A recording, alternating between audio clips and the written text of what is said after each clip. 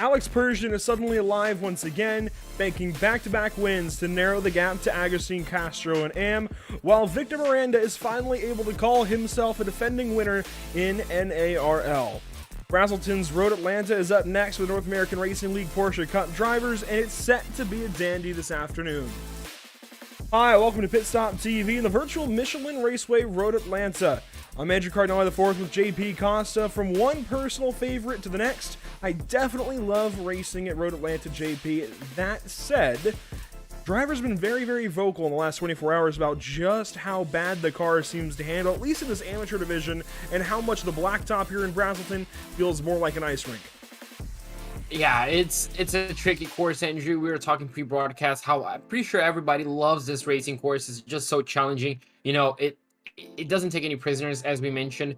But yeah, you know, the Porsche Cup, it feels like an ice rink. Drivers will not like it. I think for us, it makes for an even greater show, but I'm pretty sure if you're driving out there and you're struggling with grip, it might not be the track, you know, to do it at. Let's go ahead and take a look at the track map here at Road Atlanta. Turns 1, 2, and 3, they feel like their own kind of bunch until you get to the S's, and then really 3 on down to 5. It's what, 1, 2, 3, 4, 5, 6 different apexes, but it's just 3 corners technically. 3 and 4 at top of the hill, then you go down through the bunch of the S's, and you can kind of straight line to a bit of it till you get to turn 5, and that is your first really challenging corner. 3 is challenging just because you can't see where you're going at first, so if you don't know, you don't know, and it can certainly get you. But turn 5 I think is really the first real big challenging corner. Each corner has its own little difficulties here, JP, but 5 is a difficult one.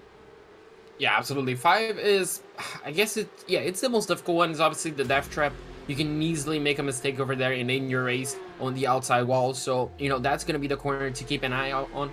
Obviously, then we go to turn 6, turn 7, you know, 2 quick right-handers. Obviously, they nearly 90 degrees. We could see some moves out there, but obviously, you know, the big back straightaway, you know, turns 8 and 9, which obviously are flat out, and coming down to the braking zone of turns 10, that's where we're going to see most of the action.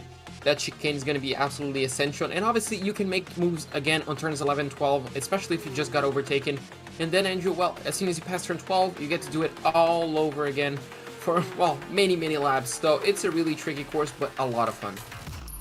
And what I've just realized is I think turns 6 and 7 here at Road Atlanta feel a little bit like the Lesmos at Monza, where they're very similar corners. They're both right-handers. They're both about 90 degrees, but they're both just a little bit different before setting up for a long straightaway down to a chicane. So I think that's your comparison. If you've never been to Road Atlanta, maybe have run some laps at Monza before, I feel like those feel like the Lesmos out in Italy. Maybe that little comparison. And of course, that backstretch, you land a plane on it. We'll just leave that one there. If you know, you know. It's definitely a long one. And those couple of corners, really just corner marshal stands, we're going to see some big moves, I think. Certainly some draft packs and a lot of fuel saving tonight is certainly going to be on the forefront of minds as we get ready to go racing. This is your amateur race on, well, your amateur practice on track now. Let's go ahead and check out their points before checking out the pro points. Agustin Castro, as I mentioned, suddenly has Alex Persian just in the mirror, even in the standings. 3 wins now for Alex Persian. Of course, 1 at Hockenheim to start this season off, 1 last week at Charlotte, and 1 the week prior at Spa. Brian Zinn has that win. He's now 7 points back. Agustin Castro's got to get back on the horse. He's got to start to work up a gap here. He cannot allow Alex Persian to stay this close, especially going into Red Bull Ring in 2 weeks. Yeah, absolutely. The championship is very close, and obviously as we're closing around, well, we're in the second to last round, so it's really all or nothing for these guys. No mistakes are allowed, Andrew, so it's really going to be interesting to see how they're going to react, especially the top 3. And obviously the rest of the grid, you can see, you know, there's a tie between T. Gashburn and Max Tankerel. Yeah, there's 3 ties. You can see T. Gashburn, Max Tankerel.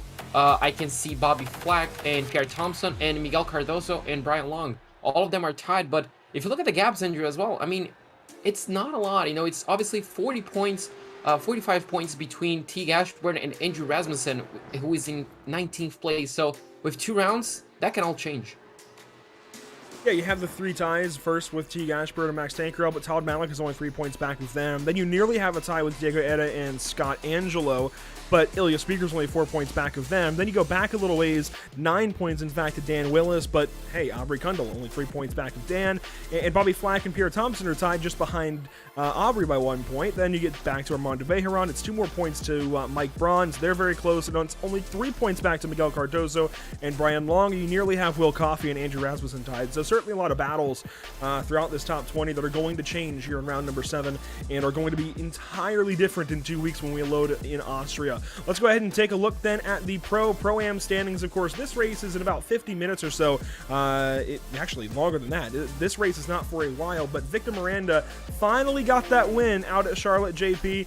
Luke Krause, though, is still very, very close behind. Only a 3-point gap. Brady Lubenow is 31 back, and honestly, Lubenow on the top 3 surprises me. He always feels like one of the safer, just quieter drivers. It makes sense, though, that he is starting to climb up those standings. He's just kind of quietly getting top 10s, quietly getting top 5s even, and doing better than a lot of these guys that have been all over the standings, all over the results so far this season. I mean, Andre Melcher's 3 wins, sure, but he's had some pretty terrible results in between. David Sampson, Spencer Marsh, they're right around that top 5 cutoff. Mikhail Rudabush not far back. Matthew Denchik's kind of floating around, and it's a much more different story in Pro-Am, where Lawrence Zavadil, of course, has a lead by 8 points over Paulo Godai, and Rafael Bonifacio got that win last week at Charlotte. Scott Kimbrough only 10 points back of him. Yeah, absolutely. There's a lot of stories to be told in both, well, the Pro and the Pro-Am as well. Obviously, you know, you mentioned Brady Lubenow. That's just result of consistency. You know, if you're consistently up there, even if you don't win. We saw Victor Miranda, actually.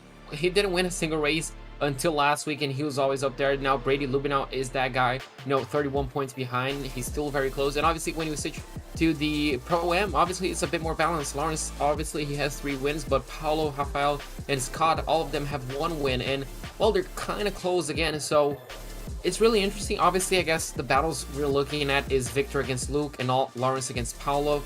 But yeah, Andrew, I cannot wait to those races. But first, we have to get through the amateur race, which, I mean, is just as fun. And, well, being the second to last race of the season, Andrew, this is promising. And these guys get a week break next week, April the 12th, before unloading in Spielberg. That's going to be fun.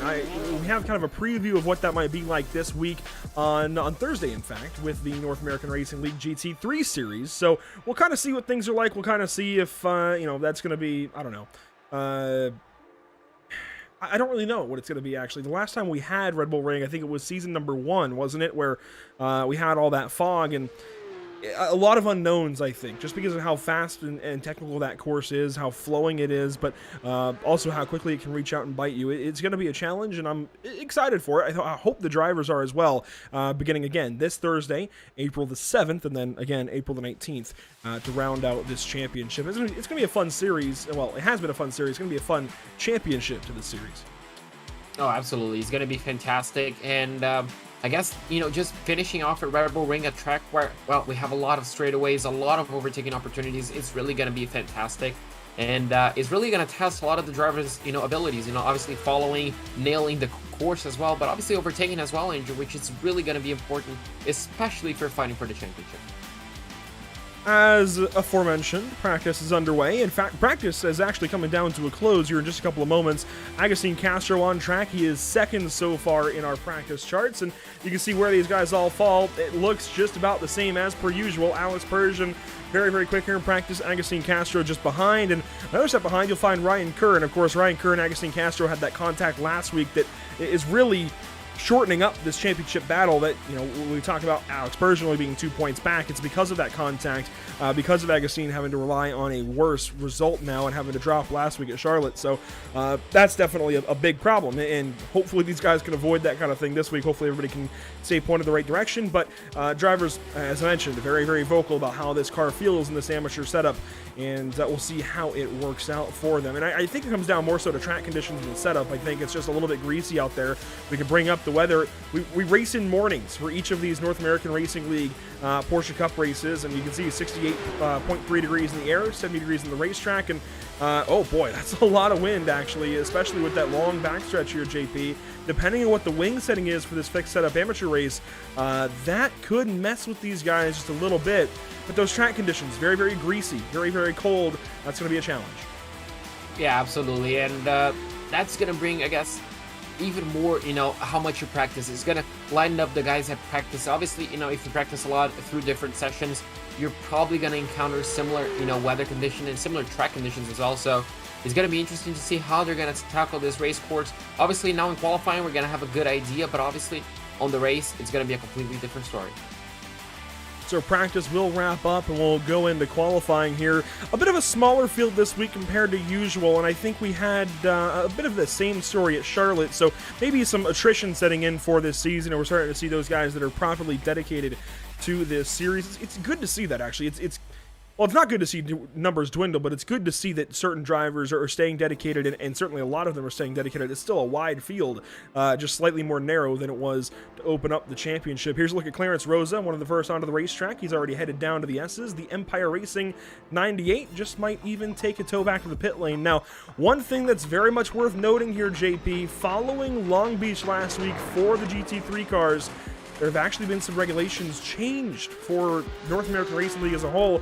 And to put it simply, what NARL wants is drivers to go out for qualifying and just go qualify. Just go run a couple of laps. Go run a few laps. Either they don't want any of the shenanigans as far as warming tires or trying to make brake heat radiate. We don't want to get too far into all of that. But we just want a spirit of competition here. That's what the league is going for, and that's what the league is going to enforce beginning today.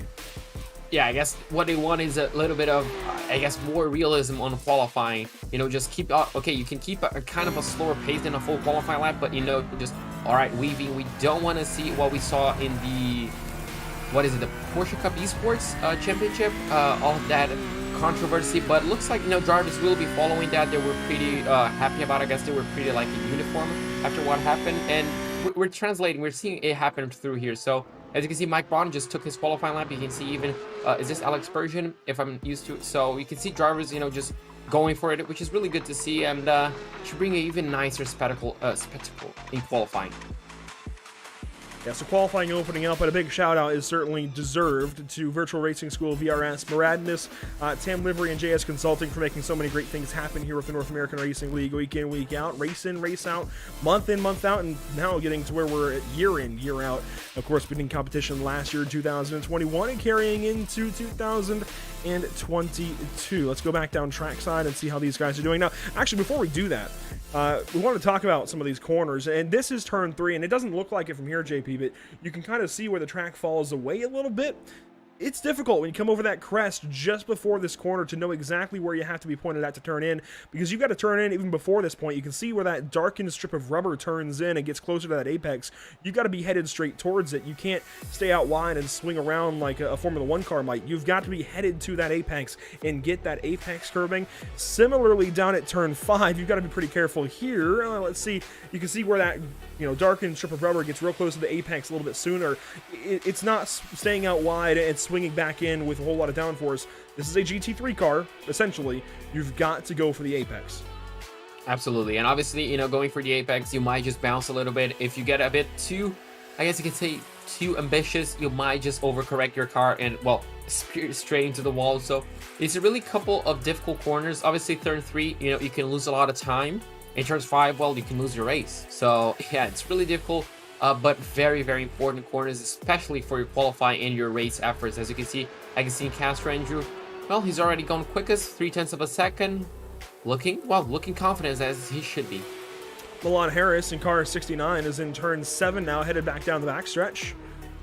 Just under a 121. In fact, only 2 cars in that bracket so far, Agassiz Castro and Milan Harris. Here's a look at Diego Eda on his second lap.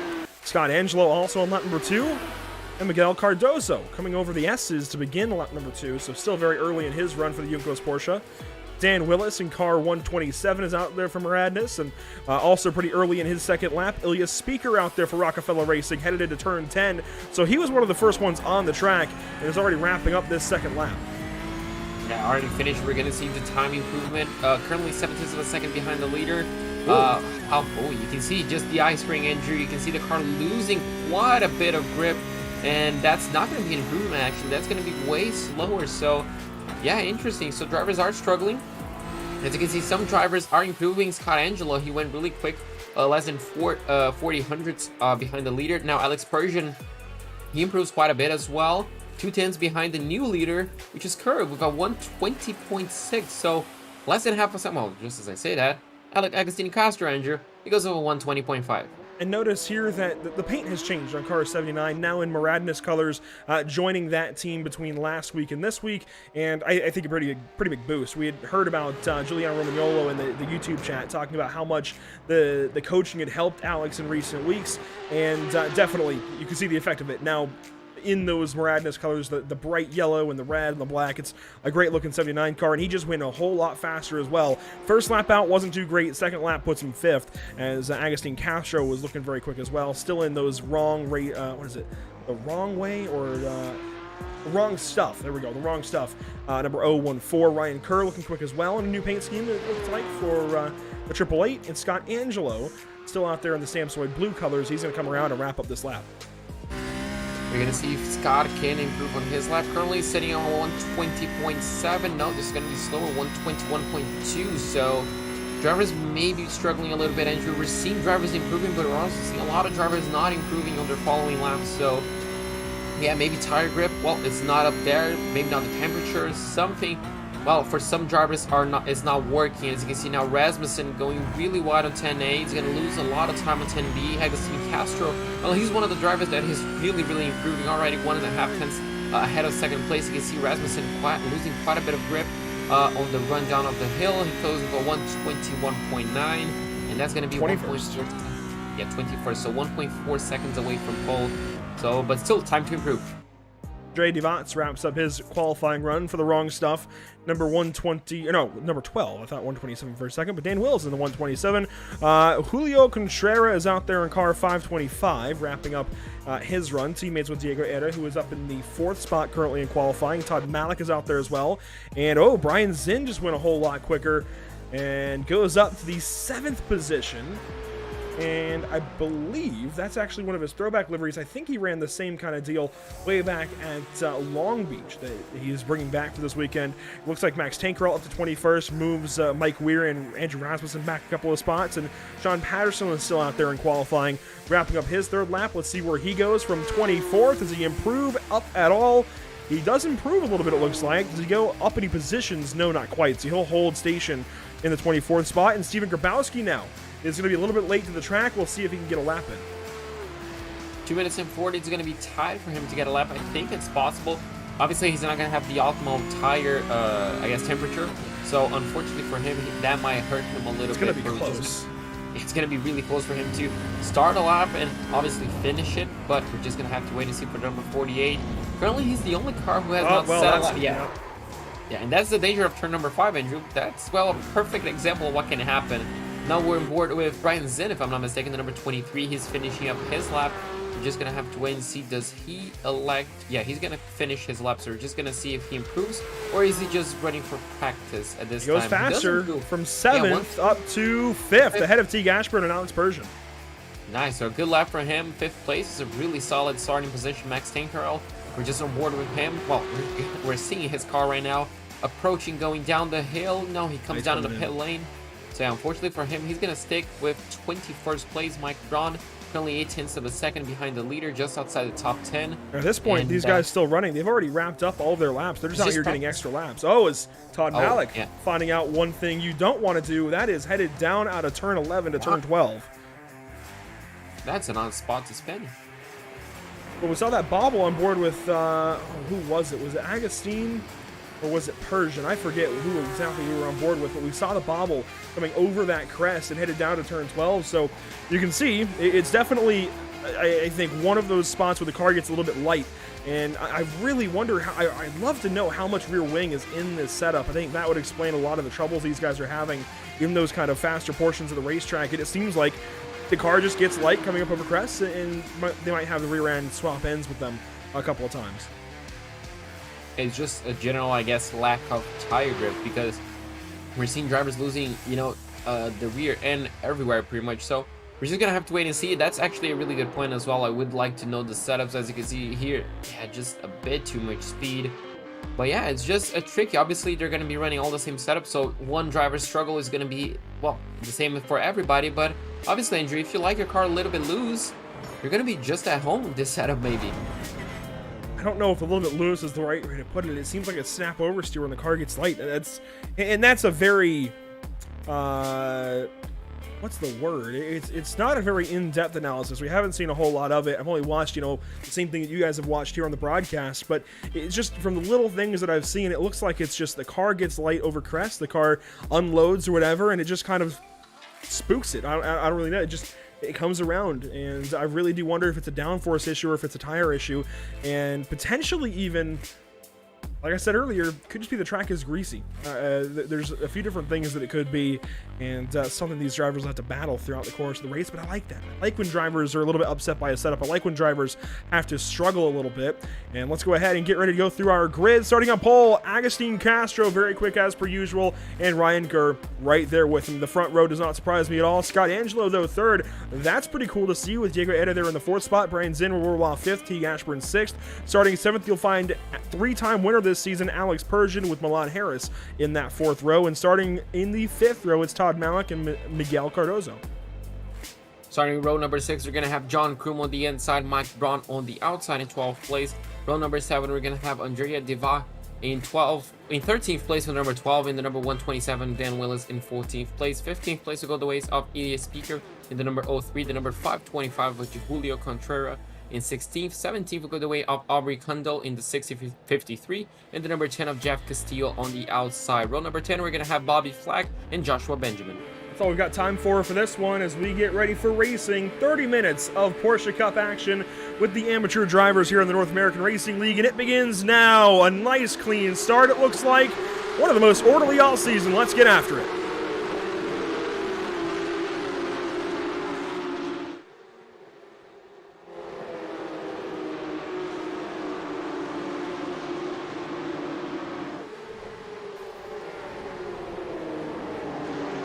Bit of contact early in this lap, but everybody else continues on. Through turn 3 and headed down the S's will go. Boy, that is a view. That is an amazing view. I love watching this. And look at that, look at that. It's essentially a train, Andrew. It's really nice to see. As you can see, pretty much everybody, we have a few cars, looks like struggling a little bit, losing a few positions. But looks like, Andrew, so far, everybody made it through the first tricky corners. Now approaching, well, the back straightaway. This is where we might see a lot of moves being made, especially with exits like that. Alex Persian trying to get past the number 180, but that mistake that allowed him to get side by side just allowed him to check up a little bit, and he might not have enough, or you'll have to brave around the outside. That's going to be interesting coming down the braking zone. Persian's going to have that spot, but Ashburn could challenge the braking zone, and he does. Right, heavy on the brakes, he's going to whip it around and goes for a spin. Teague Ashburn, a very big early mistake, backs it into the sand trap, the gravel trap, and he's going to have to wait on the entire field to come on through. Now has a chance to get back going. Big problems there, and a stack up you can see right in front of him as he tries to get back going. Sean Patterson, maybe Clarence Rosa involved. I'm trying to find these guys. Mike Weir and some others, so big problems there as lap 1 comes to a close. So in the final part of the lap, we saw trouble. Yeah, that's just the nature. Sometimes you just overpush a little bit too much. Teague Ashburn, unfortunately, found out that in the wrong way. Well, he was inside the top 10. Now he currently finds himself in, well, last place, 27. So unfortunately for him, but you can see the rest of the field, Andrew. Look at that. Don't have a lot of... What? Look at that view. Yeah, oh, yeah, it's absolutely amazing. We have a bit of separation, but so far, not as much as I would have thought, which is really good. Obviously, we have this last pack a little bit more separated, but the top 10 is still very close together. The top 20, actually. 27 car field as one car did not make the start. So Teague Ashburn has dropped down to that 27th position, already a lap down, it looks like, in the pit lane, and taking repairs. Clarence Rosa with troubles, car 98. Oh boy, he's on the club circuit. How did he get over there? I don't know. Mate, I don't know. That takes maybe talent. On the exit. Yeah, it takes talent or a little bit of bad luck. Wouldn't say it was down in turn 5 because I saw that happening before. No, yeah. So this is all the way back to the chicane. Turns 10A and 10B. Look at this stack up. So Dan Weir got turned around initially and cars piled in. Now let's stay here with Clarence Rosa and you'll see some of the issues that spark up. Other drivers had to ditch down to the pit lane, grab their fast repairs and get back out onto the racetrack. And it looks like Clarence realizes a little bit later that he's got too much damage to safely continue, and he actually takes the cut through there for the club circuit to get back around to the other side of the track without too much issue. I guess opting not to take turns 5, 6, and 7. Felt like, yeah, big problems there turning to the left. Now, those are right-hand corners aside from turn 5. I can understand, actually, if that's the case. If you can't turn left, why you would then omit turn 5, because that's definitely a sharp left-hand corner. Yeah, unfortunately for him, yeah, that's going to carry out a few penalties. He's definitely going to get the slowdown cleared. But yeah, unfortunately for yeah, it'll just default straight to a track cut. It's going to be a complete cut of the race course. So that'll be a black flag automatically held in the pit lane. But I mean, he's got other larger issues at that point already. So he comes around. At that point, yeah, he just ends up towing. I can't blame him. Yeah, no, you can't blame him at all. Unfortunately, that might be the end of his race as well. So, yeah, Road Atlanta taking its first victims. Not surprising, but still unfortunate to see. Your first big battle up front, it's Diego Etta and Alex Persian. They're split apart a little bit, but Persian is certainly closing in. This is for the 5th spot on the racetrack. So to break into the top 5 here for Persian. Not a great qualifying effort, all things considered. Was really slow that first lap, then brought it back, and maybe just, struggling a little bit with this car here. But he's still putting some pressure here on Diego. Brian Zinn isn't far up the road, and then your top 3 are relatively close, only separated by a couple of seconds. Agustin Castro, Ryan Kerr, and Scott Angelo. And Ryan Kerr is only going to keep that pressure on Agustin Castro, I think, this entire race. They, of course, had that coming together last week at Charlotte. Wouldn't be surprised if we see these two get close like that again, hopefully without that contact. Yeah, hopefully without the contact. I would like to see these guys battling head to tail, nose to tail. Really close between those. I would really love to see that. And obviously, Andrew, the number 79, Alex Persian, he really needs to pick up a few extra positions. He's currently sitting second in the championship, obviously 2 points behind the number 014. And, well, he's only 5 points clear of Brian Zinn, so he really needs to pick up the pace and make a few positions if he wants to retain that position. But, yeah, so far the number 14 seems to be in control, although Kerr is really closing in, but looks like he's just holding back maybe till the end of the race.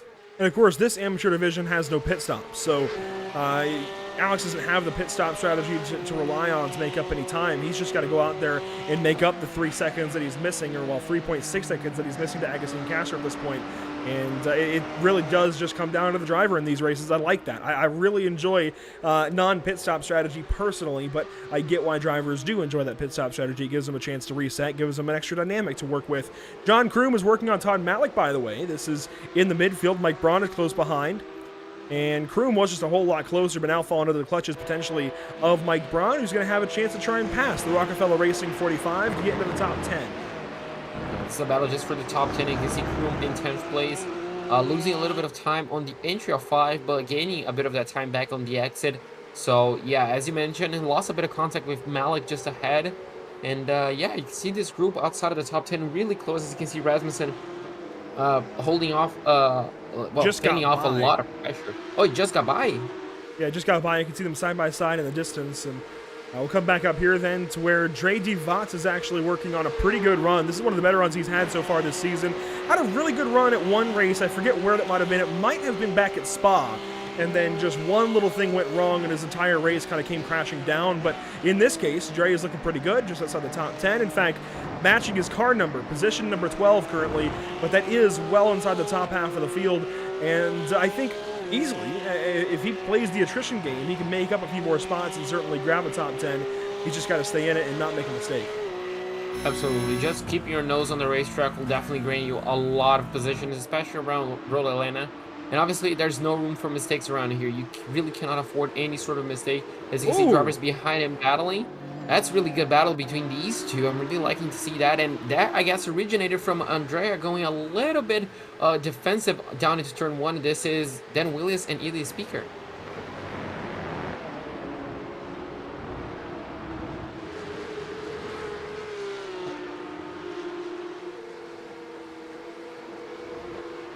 So watching Ilya Speaker now work on Dan Willis and see if he can get back to him. Dan got right on by him very, very easily.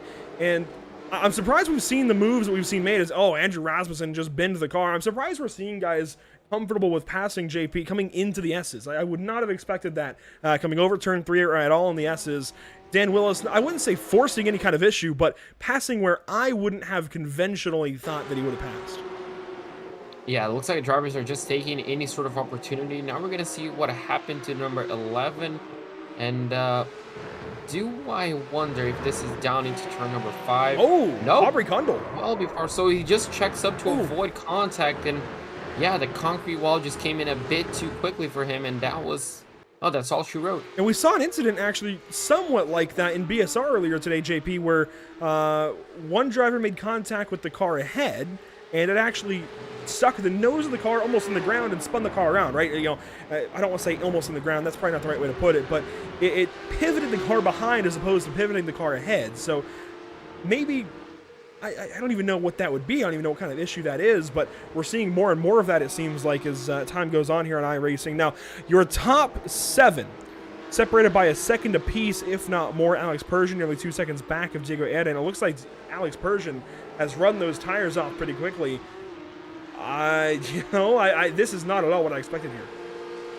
Yeah, this could definitely happen if you just overheat those tires, keep them out of the cycles. Looks like the number 10 has a little bit of issue, Jeff Castillo. So it looks like he's just going to be trying to rejoin the racetrack and maybe head straight down to the pits to get the damage fixed.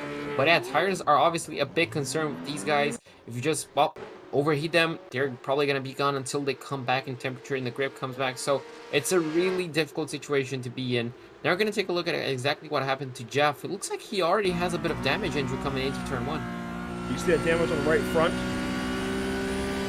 where does this happen? It looks like it's just out of turn 5. So we'll see how he runs through the S's here and see if it just kind of gets his rhythm out of whack. And that's the first big thing. Usually if there's an issue in turn 5, either a driver ran wide or they got the rhythm out of whack. Oh boy, this thing out of whack. He just lost it coming down the S's.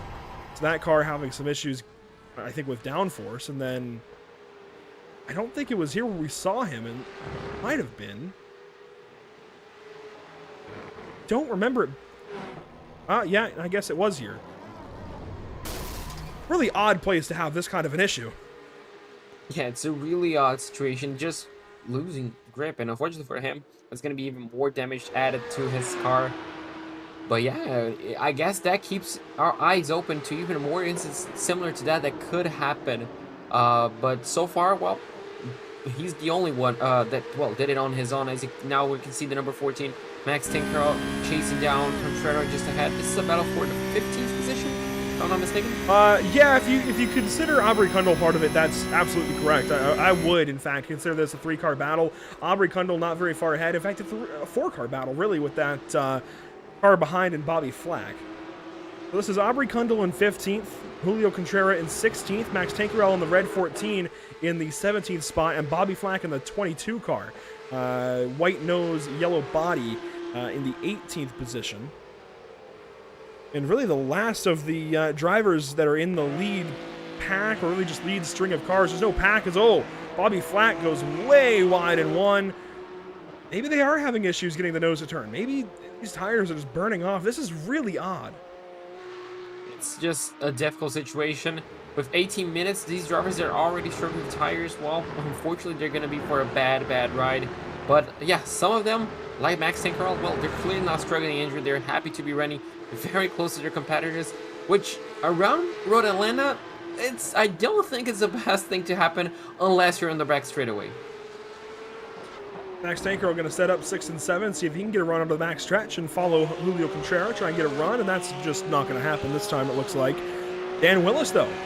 Does he have a run potentially for Dre Duvants? No, and there's really not been any passing here in the midfield. A very quiet race. This is almost abnormal for these amateur Porsche Cup guys, as Willis takes a look initially at turn 10, thinks better of it, and that's not a place really to pass just yet. Although Dre is a little bit offline there in 10A and 10B, gives up a little bit of time, backs up a little bit to Dan Willis. This might be an opportunity by turn 1.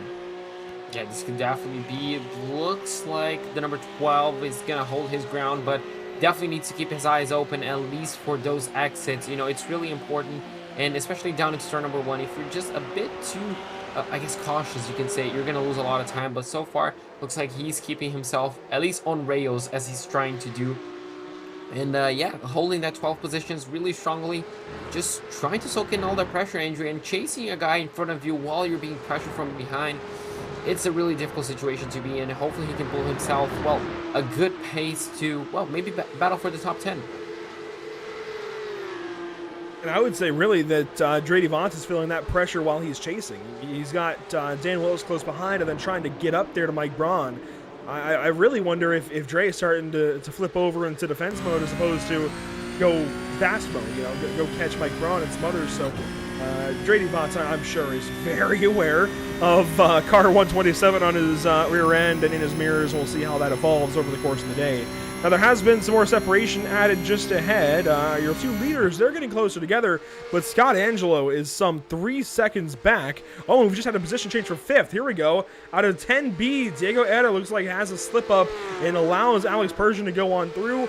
This is pretty large, actually, as far as the championship implications. As we come down to the end of the season here, this is actually going to be a very important pass. Absolutely. That's going to guarantee a Persian to get a few extra points. And you can see it all starts with a lockup down into 10A. And, yeah, just better line. Obviously, the number 77 was just compromised a little bit on the exit. And, yeah, that's just essentially what happens. As easy, I guess, as clear as daylight, you can say, a move. And, well, pretty good one. He's going to get him even more points, and now he finds himself in the top 5. Now looking back from Agustin Castro at Ryan Kerr, and Ryan keeps making little surges up ahead to be about a half second off of Agustin, and then falls back to about 3/4 of a second. And then it comes right back to half a second, then back to 3/4, and I think I'm seeing why. This backstretch draft is really bringing Ryan Kerr back into the fold a little bit by 10A, but then through the rest of the twisty bits, Agustin pulls a couple of tenths, and Ryan is able to draft back up. So just kind of maintaining that gap right now is Ryan Kerr, keeping just a little bit of pressure on, but I don't think Agustin is really feeling it just yet. Yeah, maybe not. Maybe Agustin knows he has the pace over the infield, and it's only the slipstream allowing Kerr to be pushed, well, reeled back in. But obviously, Kerr injury as well. He needs to keep up at least a decent gap, as you have here. Looks like Devat's losing quite a bit of ground on the exit of the chicane. And while he's going to lose a ton of positions, at least, well, 3 I counted. But yeah, really unfortunate circumstances for him. Go back and check this one out. As this was actually a battle we were watching for some time. Dre had already let Dan Willis go by, it looks like. So we'll pick this up. You can see that Neon Maradness car just ahead. And this is going to happen into turn 10. Aubrey Kundal and, boy, who is that? Ilya Speaker just behind. Let's go on board with Ilya and see how this all gets set up. Down the backstretch, pulling this draft. Again, you can land plane back here. This is a very long straightaway. I wonder if this would fit within F1's regulations for a Grade 1 circuit. Well, FIA's regulations for a Grade 1 circuit that can host Formula 1. I wonder how it compares. I don't actually know the length of the straightaway, but I wonder how that length compares as, let's see, Dre locks up. Very similar to Diego's mistake. Yeah, unfortunately for him, just locked up a bit too much, carried way too much speed that he couldn't even, well, essentially make it through, I guess, 10B on a racing speed. And unfortunately, well, ended up losing positions even before 10B. But yeah, unfortunately for him, really unfortunate circumstances, I guess that's the best way I can put it. As Persian, well, Andrew, looks like his tires came back to life and he's really pressuring Brian Zinn. We might see actually a move down into turn number 1. Yes, we do. So Persian really coming back to life on this latter stage of the race. Beautiful pass down into turn number 1. Well, he's up to 4th place. Good pass there for Alex Persian to move ahead into 4th spot, but he's got a long road ahead if he wants to go get Scott Angelo somewhere to the tune of 3 seconds. Go catch car 168. Let's fall back to John Kroom, who's got some pressure on his teammate as Milan Harris lets him go by through the S's, and oh, he's well offline. This looks like a problem for Milan Harris. I wonder if he's able to resume pace with these guys. Yeah, passing in the S's or letting somebody pass in the S's is usually not a great idea. Yeah, not ideal to be passing. Obviously, not a lot of room, and not any room for mistakes. In fact, as you can see, even more battles coming down into, I almost said Lesmos, Andrew, turn 6 and 7. Almost said it down to the Lesmos. And yeah, I guess you can pull the comparison out of that. I really like that comparison. Never heard it before, actually. But yeah, 12 minutes and 30 to go. Andrew, racing is starting to get a bit more hectic, which is, I guess, exactly what we want to see. This is a look at 10th, 11th, and 12th. Mike Braun, Dan Willis, and Milan Harris. Milan Harris just let a bunch of cars go by through the S's this lap, and is now starting to put some pressure on as, oh, Miguel Cardozo for the Juncos team, way out in the dirt there through turn 10. Loses all of those spots. He will drop down to 11th place now and promote Dan Wilson to the top 10. Milan Harris to the 11th position. We'll see how that one started. I wonder, do we see our 3rd straight lockup in 10A? I think so. I think that's a very high possibility. We're just going to see down into the braking zone, and this should answer all our questions. Does he carry a bit too much speed? Lockup, Yeah. yeah. Yep. There you go. Unfortunately, he decides to cut the corner, which is going to yield him a slowdown penalty, so he's going to lose even more time. And yeah, that's how quickly, Andrew, your race can turn on its head. A pretty incident-free race as a whole. We've only got a couple of cars in the pit lane. In fact, Teague Ashburn, Mike Weir, and Jeff Castillo, the only drivers out of this race. Andrew Rasmussen and Clarence Rosa, the only cars one lap down. Here's a look at Rasmussen in the 23rd position, and Clarence Rosa in 24th. Of course, we saw both of these drivers with their issues. Here's Joshua Benjamin, well off the mark, and I don't know what it's been for Joshua this season, but since unloading at Hockenheim, I think Hockenheim might have been one of his best races, and he's just kind of been off the mark, both in the Porsche Cup Series and in the GT3 Series. He was so good back to Season 1 in GT3, and since then, he's really fallen off. Yeah, unfortunately for him, it hasn't been the greatest of season. Obviously, a few changes, to tires, to the BOP, something like that may not have suited his racing style, and it's really unfortunate because we know how great of a driver he is. And, well, I cannot wait to see him bouncing back in the future. Looks like he makes a position, or is that a lapped car, the number 98? Yeah, that was a lapped car, Clarence Rosa, one lap down. And you can see that the tracker, actually, the next car ahead for position, that's Sean Patterson, well up the road in position 21.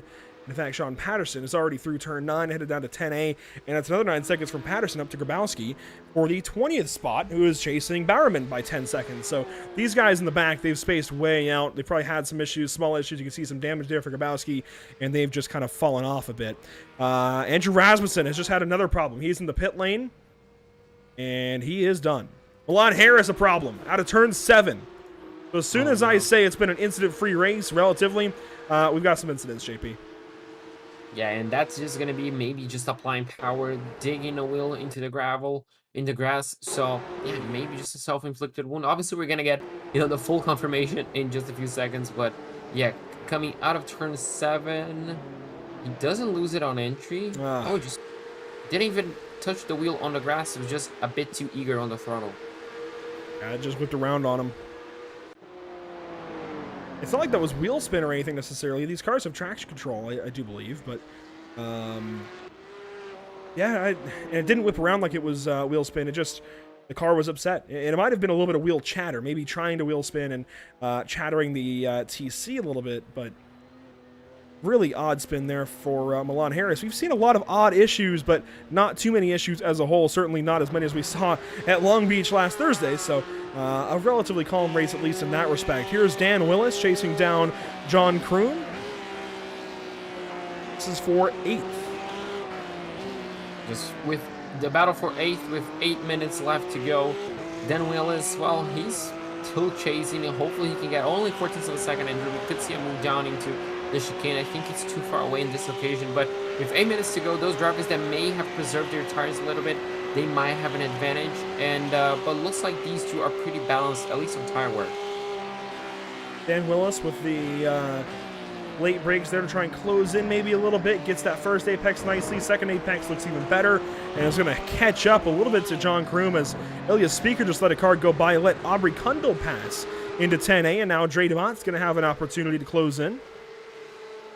There is not a whole lot going on except for this. Willis able to set up Kroom for a pass potentially in 1. Contact. They hit, they touch, and Willis goes on by. That's good for 8th. Yeah, it's good for 8th. That was, how can we say injury? That was shoulders out, guns out. And, well, he gets the position. Do you recall what you said at Knock Hill today? No, I didn't. Robin is racing. Oh, Robin's racing. There we go. So, yeah, Robin is racing. He gets the move done. Luckily for Kroom, he didn't dip a wheel on the grass. That was really close between those two. It could have ended in tears, but, oh, this battle right here, Kern lost quite a bit of contact, 0.8 of a second. He was half a second behind on the previous lap, so losing a little bit of time just on the edge of the slipstream as well, Andrew. If he wants to get close and pass with 7 minutes to go, he needs to close in this gap. Through the chicane there to wrap up this lap. We'll come down turns 11 and 12. And we have got 6 laps to go, it looks like. That number may change. That may drop down to 5. We're on lap 18 of 23. That is 6, but that may come down to 5. We'll see how that goes as Kerr continues to pursue Agustin Castro. Castro, of course, your points leader over Alex Persian, who has made up some inroads actually to Scott Angelo. We may not miss a podium here for Alex Persian. It may still happen. I'm kind of surprised actually he was able to run this guy down, and hey, props to him. Yeah, just under a second as well. Really good pace from Persian, and we thought he was, well, his tires were done, Andrew, with what, 10-15 minutes into the race? Not even that. So yeah, really good to see him back. Really good to see his tires up and back. But yeah, he still has a big challenge. He's gonna lose a little bit of time on that situation, but yeah, just barely 1.2, 1.1 seconds behind Scott Angelo. This is definitely not over. Bobby Flack lets Julio Contreras go on by. That's for 16th as we continue to watch Persian work down the backstretch. Got up by Clarence Rosa there. Rosa goes one more lap down. He's now 2 laps down, and Joshua Benjamin has recently gone a lap down. Rasmussen and Castillo are both out of the race now. Weir and Ashburn are out of the race, although Ashburn is still in the session. So we'll see if that changes potentially. Aubrey Kundal is close for 11th. That's on Cardozo. Let's go ahead and go back there actually for a moment. This is for the, well, as I said, 11th spot. They are about a second back out of the top 10, so I wouldn't say that this is a battle to get close to the top 10, but it could be a battle to get close to the top 10 as Kundal looks to the inside of 1. Certainly nowhere near to make a move. He's got to set up these S's, set up this lap, JP. How do you do so? Setting up an overtake around here is pretty difficult. Obviously, you can cook quite a bit of turn number 3 to get a good inroad, but obviously, it's all about the exits. You need to get a good enough exit, especially out of turn number 7. Closing up a lot into turn 5, it's possible if you have the confidence, but obviously, risking it all, Andrew, on the final few minutes of the race, it's really difficult to justify. And, well, Kundal just needs to focus. Oh, as we have Julio Contreras, looks like with trouble. And that is outside of turn 3? Outside of the S's, I think. Headed down the S's, so in between 4 and 5. Trevor with big issues, and one of the other issues that we've seen through the S's today, we've seen several of them. I say several, a handful anyway. Because again, this has been a relatively incident-light race. I don't know what it is about this this track. It's been handling intensive, certainly, but we haven't seen too many big crashes or anything, too many multi-car incidents, mostly just one-offs like this, with Cardozo just a little bit wide, didn't have grip, goes off into the wall. That's one of your most classic racing incidents, I think. Yeah, absolutely, and unfortunately for him, he got to experience on the final few minutes of the race. Really heartbreaking, got a feel for him, but yeah, unfortunately that's, as you mentioned, Andrew, it's really common to happen. It could happen to anyone, and unfortunately happened to him. Oh, Mike Braun in the wall. That looks like maybe in the S's as well. I'm not sure where that is. I think that might have been out of turn 1, actually. I mentioned that Cardozo and Kundal would be close to maybe vying for a top 10. Well, Mike Braun was 10th, and he had lost some time. You can see how close Cardozo had gotten. This is into turn 1 now, just as we came back from lead play, and Cardozo to the inside, I think just spooks Mike, and that's the first big turn 1 issue we've seen at Road Atlanta in a while. Yeah, might just be, I think, yeah, it is actually. And, well, just carrying a bit too much speed, as you mentioned, getting a little bit spooked. Really unfortunate for him as well, running in a good position, and, well, all that work has been undone. Yeah, just gonna keep an eye out, and, well, keeping an eye out, Andrew, we have to, on this battle right here, Alex Persian only half a second behind Scott Angelo. The gap is coming down, so it looks like it's the tire grip. Oh, and look at this one. Great battle here to get into the top 10. So that same place that we just saw the incident with Mike Braun, Cardozo's got that top 10 spot now, and both Kundal and Speaker want a shot at it. Kundal and Speaker in the 11th and 12th positions. They had their own little battle. Kundal got to the inside of Cardozo momentarily in 10A, and now falling back just a little bit. Persian getting to about a half second back here. This is through turn 5. So 2 battles simultaneously happening that are really, really good and really important to watch, actually. Yeah, absolutely. I don't know which one to follow, actually, because these 2 ones, obviously this one is deciding the final step of the podium. The other one is deciding the final position in the top 10. Really intriguing. This one, well, just in the straightaway might be interesting to see. I don't think Persian might be too close, but obviously he can just, well, lick the stamp and send it, as Daniel Ricciardo would say. It's pretty far away. But yeah, I don't think it's gonna happen. But if he just keeps on closing, applying the pressure, we saw plenty of mistakes happening of the driver ahead locking up. Persian gets really close to Angelo, but Angelo nails that apex. Alex has used the draft and likely, I would imagine, some Moradnis help atop the box to kind of reel him in. And thank you, EJ, for letting me know there is no TC on these Cup cars. I'm quite surprised that these guys don't wheel spin out of more corners. I've not noticed it when I race, but anyhow, you've got Alex Persian very, very close here. Again, I'd imagine using some help from Miranda's on top of the box. I wonder if that's Giuliano helping him out this week again or what have you, but he was looking like he was starting to get flustered early in the race, trying to break through those tires, and now has reeled himself back in. He'd gotten very close in 10A, 10B, now loses some time through the first section, this first sector of this lap. Angelo a bit wobbly there, Persian a bit wide. Both of these drivers, I think, understand what they're racing for, and they're certainly going to go down with a fight. Yeah, absolutely. These two are going to go at it until the final corner of the race. And obviously, Andrew, if you're approaching the final lap of the race, even the final corner, the pressure is going to be on to you to essentially nail and hold that position. And that's going to apply for these guys as well. Any sort of mistake on the final lap of the race is going to cost you a ton of position. So it's really going to be interesting to see who's going to excel and if someone is going to crack under pressure. And you can see Aubrey Kundal has gotten on by Miguel Cardoso for the 10th spot. Ilya Speaker not able to advance his position. And Ryan Kerr, I think at just the right time, starting to peak here as we take the white flag presented by Whiplash SimCams. 1 lap to go at Michelin Raceway Road, Atlanta, and the two leaders within just a few tenths of each other, and behind them, a battle for third within a few tenths of each other, Angelo and Persian. So very similar battles, I think, in this last lap amongst the top 4. Absolutely. This is going to get interesting. Obviously, this is a perfect time for Kurt to close him back. He's still half a second away. He needs to be closer. And obviously, on the final lap, you don't have a lot of opportunities. So, really just throwing everything at it. Persian as well got the gap down to less than 0.4 of a second, which is exactly what he needs. Both of these moves need to come in 10A. Yeah, absolutely. They have to come. Looks like this gap is still maintaining at 4.5 tenths. He's going to get close, Andrew. This is going to be close. I'm not sure if Kerr is going to have the opportunity he needs through 6 and 7. Persian looked great out of 7 earlier. No, he's wide in 7. That's absolutely going to do it. There's no way Alex Persian gets there now. Over 1.25 seconds, about 1.25 seconds behind Brian Zinn. That's not going to happen. Up to the race lead then. Ryan Kerr, Agustin Castro rather, and no dice there. Ryan Kerr, he does close into the first apex, but not able to do anything with it.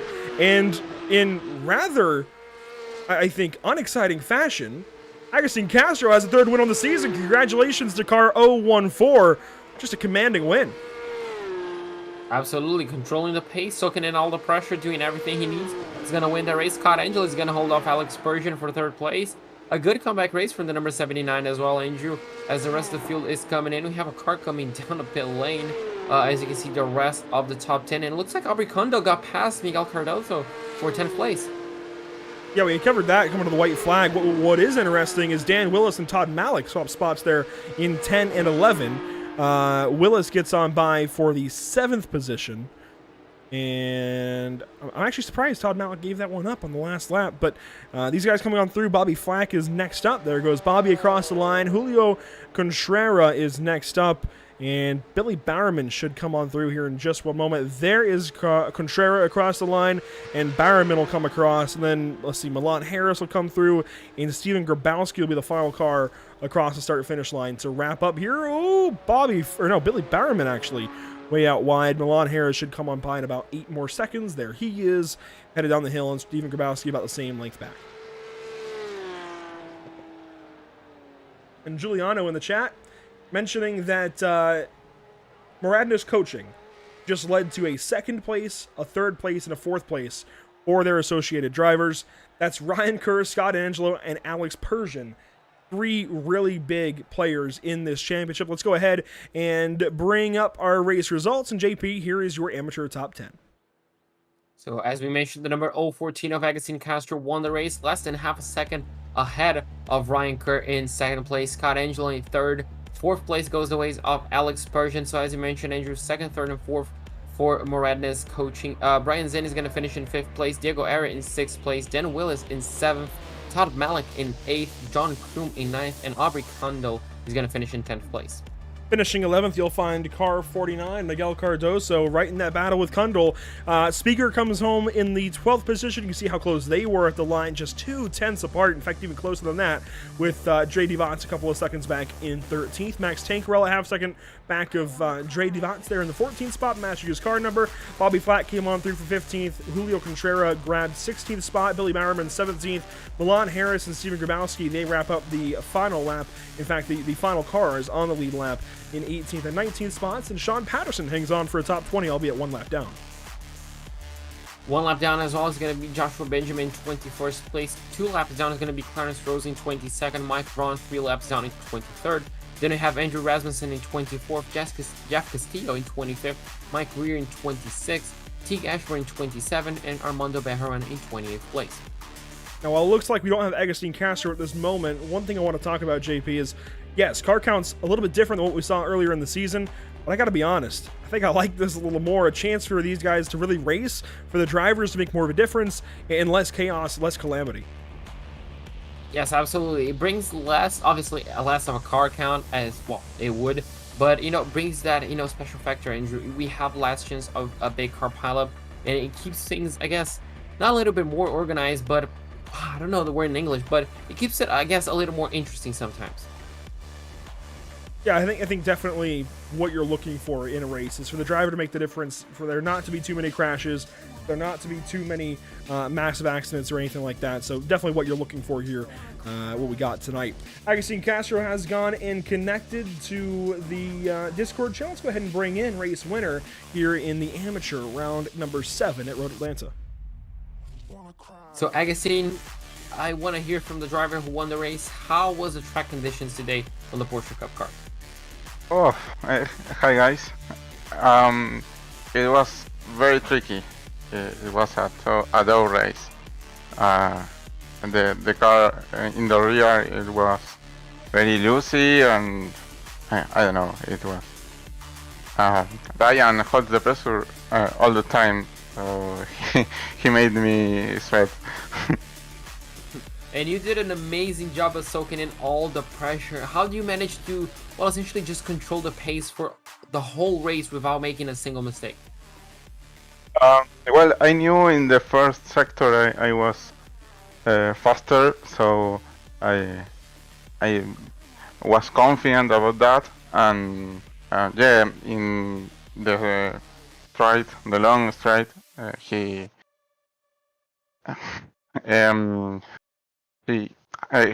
sorry, take a lot of turns, but yeah, I know.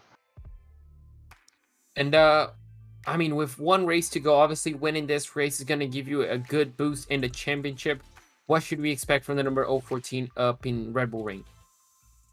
I know I will keep a lot of practice. I will I know I will go to win, so don't leave to the lucky. Well, absolutely. Well, Agustin, I'm gonna wish you a week's rest, and hopefully we can talk to you in 2 weeks' time. Yeah, I hope we can talk again. Yeah, absolutely. Yeah, Andrew, that was Agustin Castro.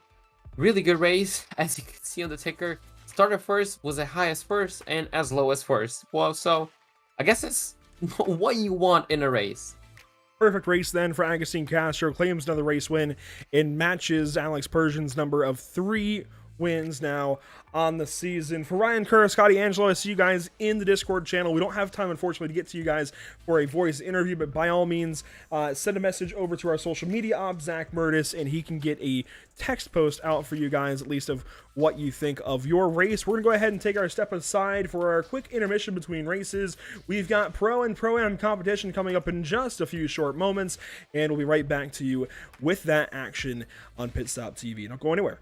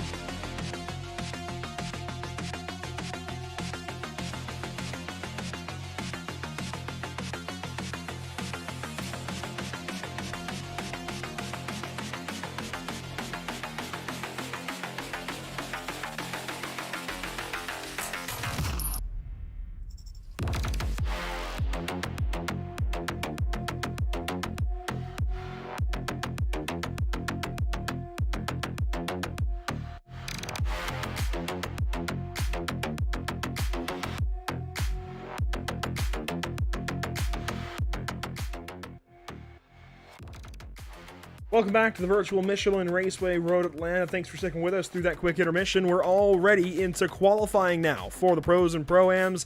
Cars on track for 10 minutes to set their best lap times and see where they can start their races from here in just a few, well, in fact, in about 8 minutes, 10-minute session.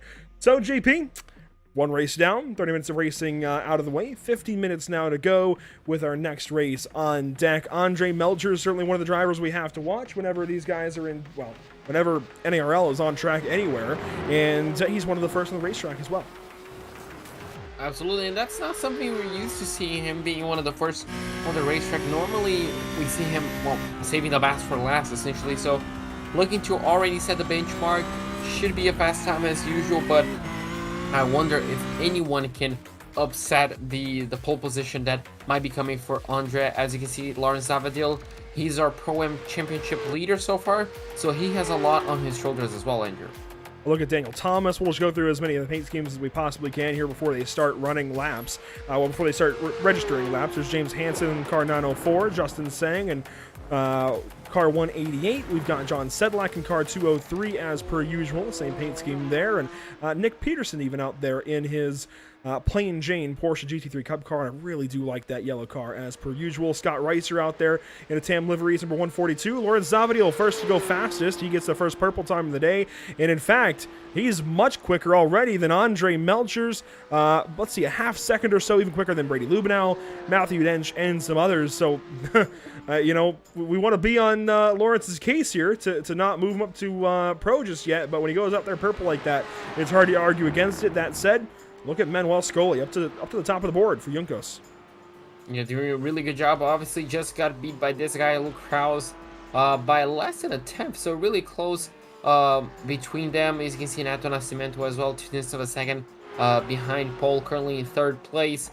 A lot of close times, Andrew. We still have a lot of drivers yet to set their fastest lap times. First, for a lot of these drivers, well, have been a banker. Some other drivers already going for it. Really interesting to see these different strategies already emerging in qualifying. Here's a look at Brady Lubenow. Again, love that car. Love when he debuted it last week at Charlotte Motor Speedway. Love the accent of the Bender helmet on the inside as well from Futurama. Appreciate that one. Rafael Bonifacio, last week's amateur Pro-Am winner rather. Looking pretty spiffy, but not as quick as I would have thought. In fact, he's 5th in Pro-Am, 6th in Pro-Am actually, with Lawrence Zavadil way up the order.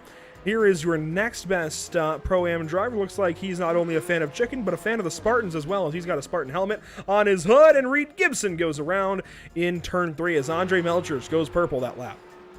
There you go. So setting the benchmark, Matthew Dench in second place. So really good to see him, not only him back, but well, setting a good qualifying lap. Just got beat by this guy, the number 55, Roman Yolo. So close qualifying is obviously, I guess we can say close, Andrew, 2.5 tenths away. Yeah, it's something we're used to seeing, but still very good to see the rest of the field essentially close to each other. Here's last week's winner, Victor Miranda. Been so quick as of late. Paulo Gadai just went fastest in Pro-Am, actually. Lawrence Zavadil has dropped down the order to 11th spot, beaten now by Curtis Jones and Paulo Gadai. Paulo Gadai in 5th overall, Curtis Jones in 7th. What happened to Lawrence Zavadil? Can he go faster this lap? Last lap, it looks like, was zeroed out with an off track, so we'll see if he can go better this time around and not have that off track. Let's check in with Fabio Zamperlini as well as his paint loads. There he is. For Duck Hawk Racing headed down the backstretch. Bonifacio goes a bit faster, and boy, just what a good time so far. Yeah, plenty of good times, plenty of Pro-Am drivers, 3 Pro-Am drivers in the top 10. Fabio Zamperlini, well, he's going to finish up his lap just exiting the chicane, coming down the hill. We're just going to have to wait and see if he finds himself in the top 10. At least for his first time. Victor Miranda goes quickest by over 2/10 of a second. Really good lap for him. Fabio Zamperlini looks like, unfortunately, he's going to sit outside of the top 10. 11th, though. 11th, yeah. So just outside, but yeah, Victor Miranda, what a lap. Oh, Justin Sang with some problems. He has not gotten a lap in just yet. Scott Reiser's down on the board. He's 26th. Nicholas Michel, though, up to position, that is 17. Reiser goes up to 24th. So a few of these guys grabbing some spots late in the session. Andre Melcher could still go faster. He's only on lap number 3. He got those laps done slowly. So maybe and he's going to spin. Oh, yeah.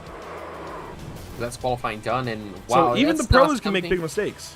Yeah, absolutely. Even the pros, just showing the human side once again, you know, just showing you can easily make mistakes. And yeah, unfortunately, that's going to be the end of qualifying for the number 25, and that should guarantee Victor Miranda as our pole sitter. It should, as Andre actually back on track. I don't think it's going to count for anything, but going back out there to, I guess, get more laps. I'm not really sure what he can do. He's already registered on lap number 3 as Reed Gibson goes up to 17th, goes a bit faster. Alessandro Torchio in car 173 in 21st for Yokos Esports. Scott Reiser, as I mentioned, up to 25th. In fact, he's actually got an extra lap. He's coming back around to finish up lap number 3. He could go faster. So all eyes now on Scott Reiser. He currently sits in a 121.0, 2 seconds away from pole. He definitely wants to improve that. Coming down the hill, just 1 corner to go. It's flat out. Go as smoothly as possible. And that's a second improvement for him right then and there. And he's going to find himself just outside the top 10, 13th place. So yeah, good qualifying session for him. Putting, well, I guess, soaking in the pressure when he needed to. Justin Sang struggling a little bit with grip, as you can see, he was essentially drifting out of turn 3. On board here with Justin Sang, he is on lap number 3. Does not have a clean lap in yet, and that may invalidate this one as well. But trying to set one finally. We'll see if he's able to do so. Alessandro Torchio goes faster, up to 19th spot from 22nd, ahead of Max Wobbles, Brady Lubenow, and Nicholas Michel. We'll see here what Sang can do now onto the backstretch out of turn 7. So now all he needs to do is essentially keep his pedal to the metal, and he has only one braking zone, well, to either make it or break it on his lap. Obviously, it was not the greatest of start with that lack of grip outside of turn number 3. Coming down into the chicane, we're just going to have to wait and see if he nails it. Deep under braking, wide, should have cut a little bit more on both occasions, I think, but getting a good exit. This is going to be a good banker lap for him, at least to put himself on the board. This is going to be a 119.20, 21.496, and that's going to put him outside of the top 20. And Sang will go out with a bang after his qualifying lap puts him 27th position on the board. Andre Melcher is still on the racetrack, but his qualifying run is done. He's on lap number 4 now, so outside of the laps allotted to set a lap time, but he's just out there running extra laps. And I wonder, I mean, this is really cool actually to see one of the best drivers in the series, the winningest driver so far in the Porsche Cup, still out there running laps, just trying to get that extra time on the racetrack, albeit going in the dirt and learning quickly where the bounds are out of turn 12. Yeah, absolutely. And obviously, Andrew, this is what I mentioned. It's really good to see Andre as well, just getting extra practice on the race. We saw him struggling in qualifying, so, it's just good to get extra mileage, especially, with track conditions like this. So, yeah, good to see him. Unfortunately, pole is not going to go his way, but still second place, a really good starting position for him. And as you can see, just how much he tackles out the exit curb of turn number 5. And with only 18 seconds to go, well, you might as well just practice the 2 Lasmos chicane on Road Atlanta. He'll come around turn 7 and head back down the backstretch, but won't have time to complete this lap or anything. That will do it for qualifying here for round number 7. Let's take a look again at the schedule and just kind of give you an idea of where we're at. We've gone through February, well, half of it anyways, and gone through all of March. Now we're into April. We have this round this evening at Road Atlanta, and then it's a week break next week on April 12th before we return at Austria, Red Bull Ring, for April 19th to round out this championship. We do get 5 minutes of warm-up quickly, and we'll be right back to you in just a few moments after a quick message from our partners here at Pit Stop TV, Tucson Sound Art, and Permanent Makeup in Cryo in Maine.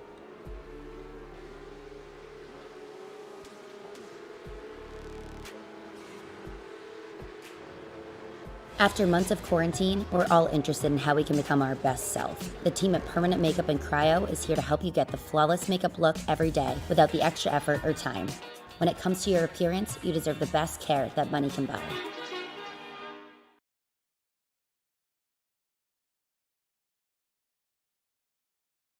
Sound Art introduces an entirely new way to listen to music in your home.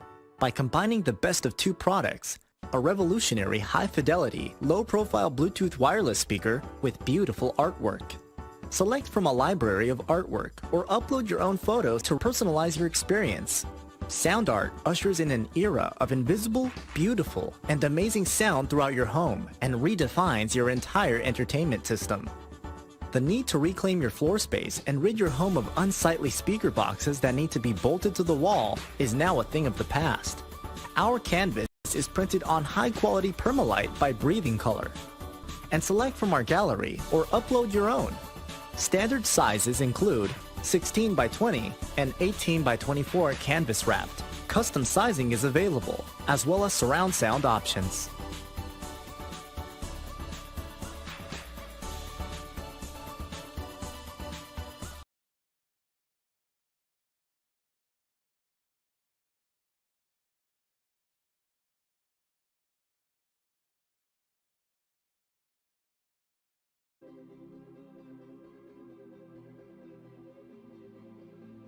Welcome back to the virtual Michelin Raceway Road at Atlanta. A good look here at the B-roll recorded earlier today. You can see in the morning, and this is going to be a fantastic day of racing, I do believe, JP.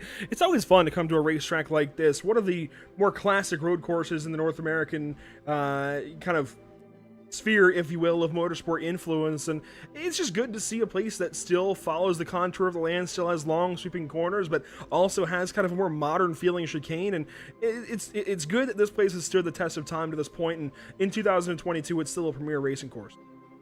Oh, absolutely, and it's definitely a lot of these drivers' favorite, if not especially in the top 5. It's just a fantastic race course throughout. You know, the challenges, the ups and downs, everything is just absolutely fantastic. And yeah, I mean, I'm pretty sure they all love it. Are they gonna love by the end of this 50 minutes, Andrew? Well, that's gonna be a good question, but it should be a fantastic race. Let's go ahead and remind you of the point situation coming into this race. Victor Miranda leading the way at 247. Luke Krause three back. Lady Blue. We'll figure these words out. Brady Lubinow, there we go, in the third spot, 31 points out of the points lead. Fabio Zamperlini fourth, 54 back. Then it's Spencer Marsh, just one more point back. So we talked about ties for the amateur drivers. Things very close again for these pro-ams. You've got two sets of drivers in the pro side of things that are just 1 point apart each. Fabio Zamperlini and Spencer Marsh separated by 1. And David Sampson, who is not here tonight, along with Mikkel Ritterbusch, separated by 1 point as well. And I don't see Mikkel in the field either. He might have snuck through, but definitely. Actually, Mikkel is here this evening, but I definitely don't see Samsoid. So we'll see how that battle changes. I do see Matthew Dench. I don't see Spencer Kostowitz. I don't see Nick Ludicky. So things are going to change here in the pro side of things, in the pro-am side as well. As I see Curtis Jones, Nicholas Michel. I don't know if I see Lowy Santi out there. We'll see how things evolve. There's a little under a minute left in this warm-up session, JP, and I do want to thank, actually, Dan Willis for rating us with a party of 4 over on Twitch. I don't check Twitch as often as I probably should, but I know the YouTube chat is always pretty active. The Twitch chat is on occasion as well, and we appreciate you guys watching out there this evening. Seeing qualifying a few moments ago, JP, who's your bet here? I know Andre Melchers is a layup, Victor Miranda is a layup. They will make up our front row, but if you've got to look beyond those two, maybe beyond cars 17 and 25, who do you look to? That's an interesting one. I guess Luke Krause will be the safe option, you know, just running his own race. But I don't know, actually. That's a really good question. I'm gonna go for Luke Krause. I think he could get his first win tonight. How about you, though? Man. Well, Luke Krause has got a couple of wins already. He's actually, I think he's got 2 wins. I was confused with Brady Lubinow, sorry.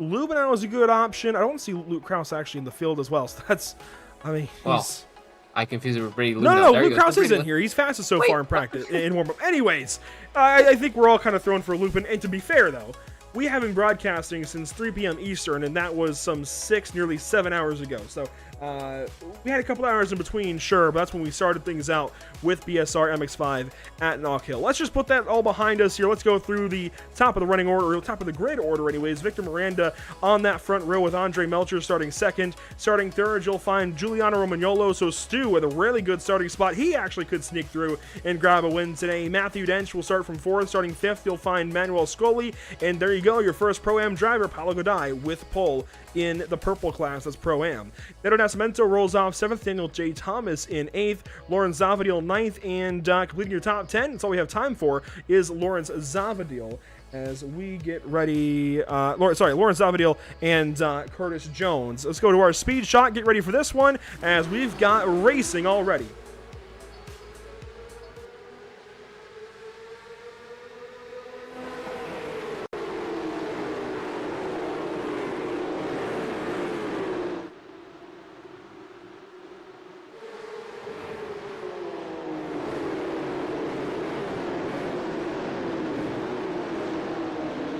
A little bit of contact. One car is off. That is Giuliano Romagnolo already with a big issue. And, well, I think his race is just about done. In fact, he is stuck in the wall there, and he gets back towed to the pit lane. The rest of these guys further ahead. Victor Miranda, Andre Melchers, Matthew Dench, they're in a line. They battle through 6 and 7. This is a really good battle. Matthew Dench made up quite a few spots and is already challenging. We're just going to have to wait and see if those guys, well, if they're going to go for a move or early strategies already saving fuel. Look at this shot, Andrew. It doesn't really get old, does it? It never does. It never, ever, ever does. Headed down the backstretch as well. You can see this entire field headed over the elevation and down to turn 10A. A first look at some battles here. One car defending all the way down to the inside of 10A.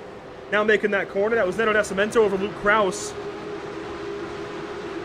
They'll work down turn 11 now to turn 12 to wrap this lap up for the first time. Lap 1 complete. Victor Miranda over Andre Melchers, Matthew Dench, Manuel Scoli, and Paulo Godai. That's your top 5. As quickly as we put the ticker up, let's go back and see what happened here to Giuliano Romagnolo on the opening lap. Big problems in the very beginnings here for car 55 from Miranda. So let's see if we can get a look at this. And this is all the way back to the start. Giuliano starting in the 3rd position. Let's see how it goes. It's a big run, already it's a 2nd. Yeah. And he challenged Victor Miranda up into turn 3. And I think that was the contact. That's where the contact happened. You can see getting a really good run out of turn 1.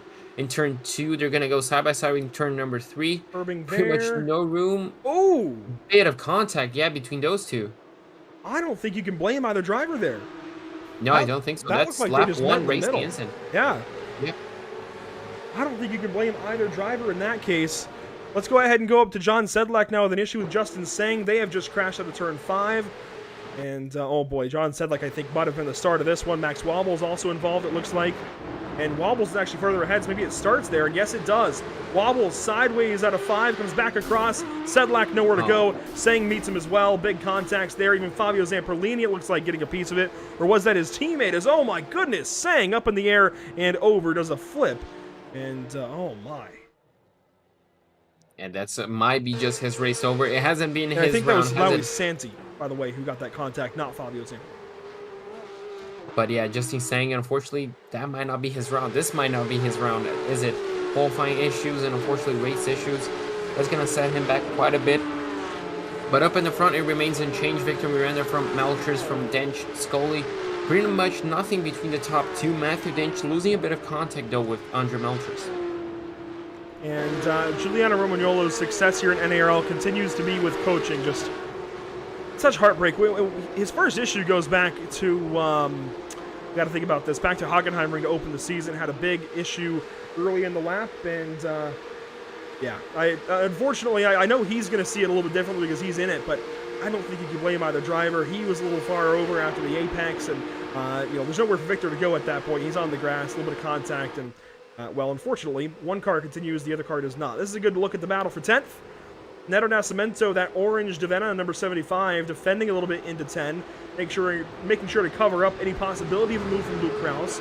He is following Curtis Jones, who is 3rd in Pro-Am. These purple drivers are starting to get quick. Yeah, they're definitely trying to get quick. They might be upsetting a few of the pro drivers, Andrew, as well. So, yeah, really interesting to see Neto Nascimento. He's definitely going to be wanting to make a few moves, especially to get close to Zamperlini just ahead. And, well, at this point, looks like they're not really thinking about fuel saving. They might be thinking about all attacking, especially on the first 10 minutes of the race. You know, we say that each week, but they always surprise us, don't they? Yeah, absolutely. I mean, just as I mentioned here, you're probably going to listen to the audio of Neto's car, and by the end of the straightaway, he might just be pulling the clutch in. But yeah, it definitely looks like he's attacking quite a bit, just trying to get a few of those track positions. Maybe just thinking Curtis Jones might slow him down on the long run, but yeah. So far through Lasmo 1, I'm just going to keep calling it that now. That's Lasmo 1, this is Lasmo 2. Neto, well, he seems pretty good at it, but, well, Curtis Jones just got a good enough exit.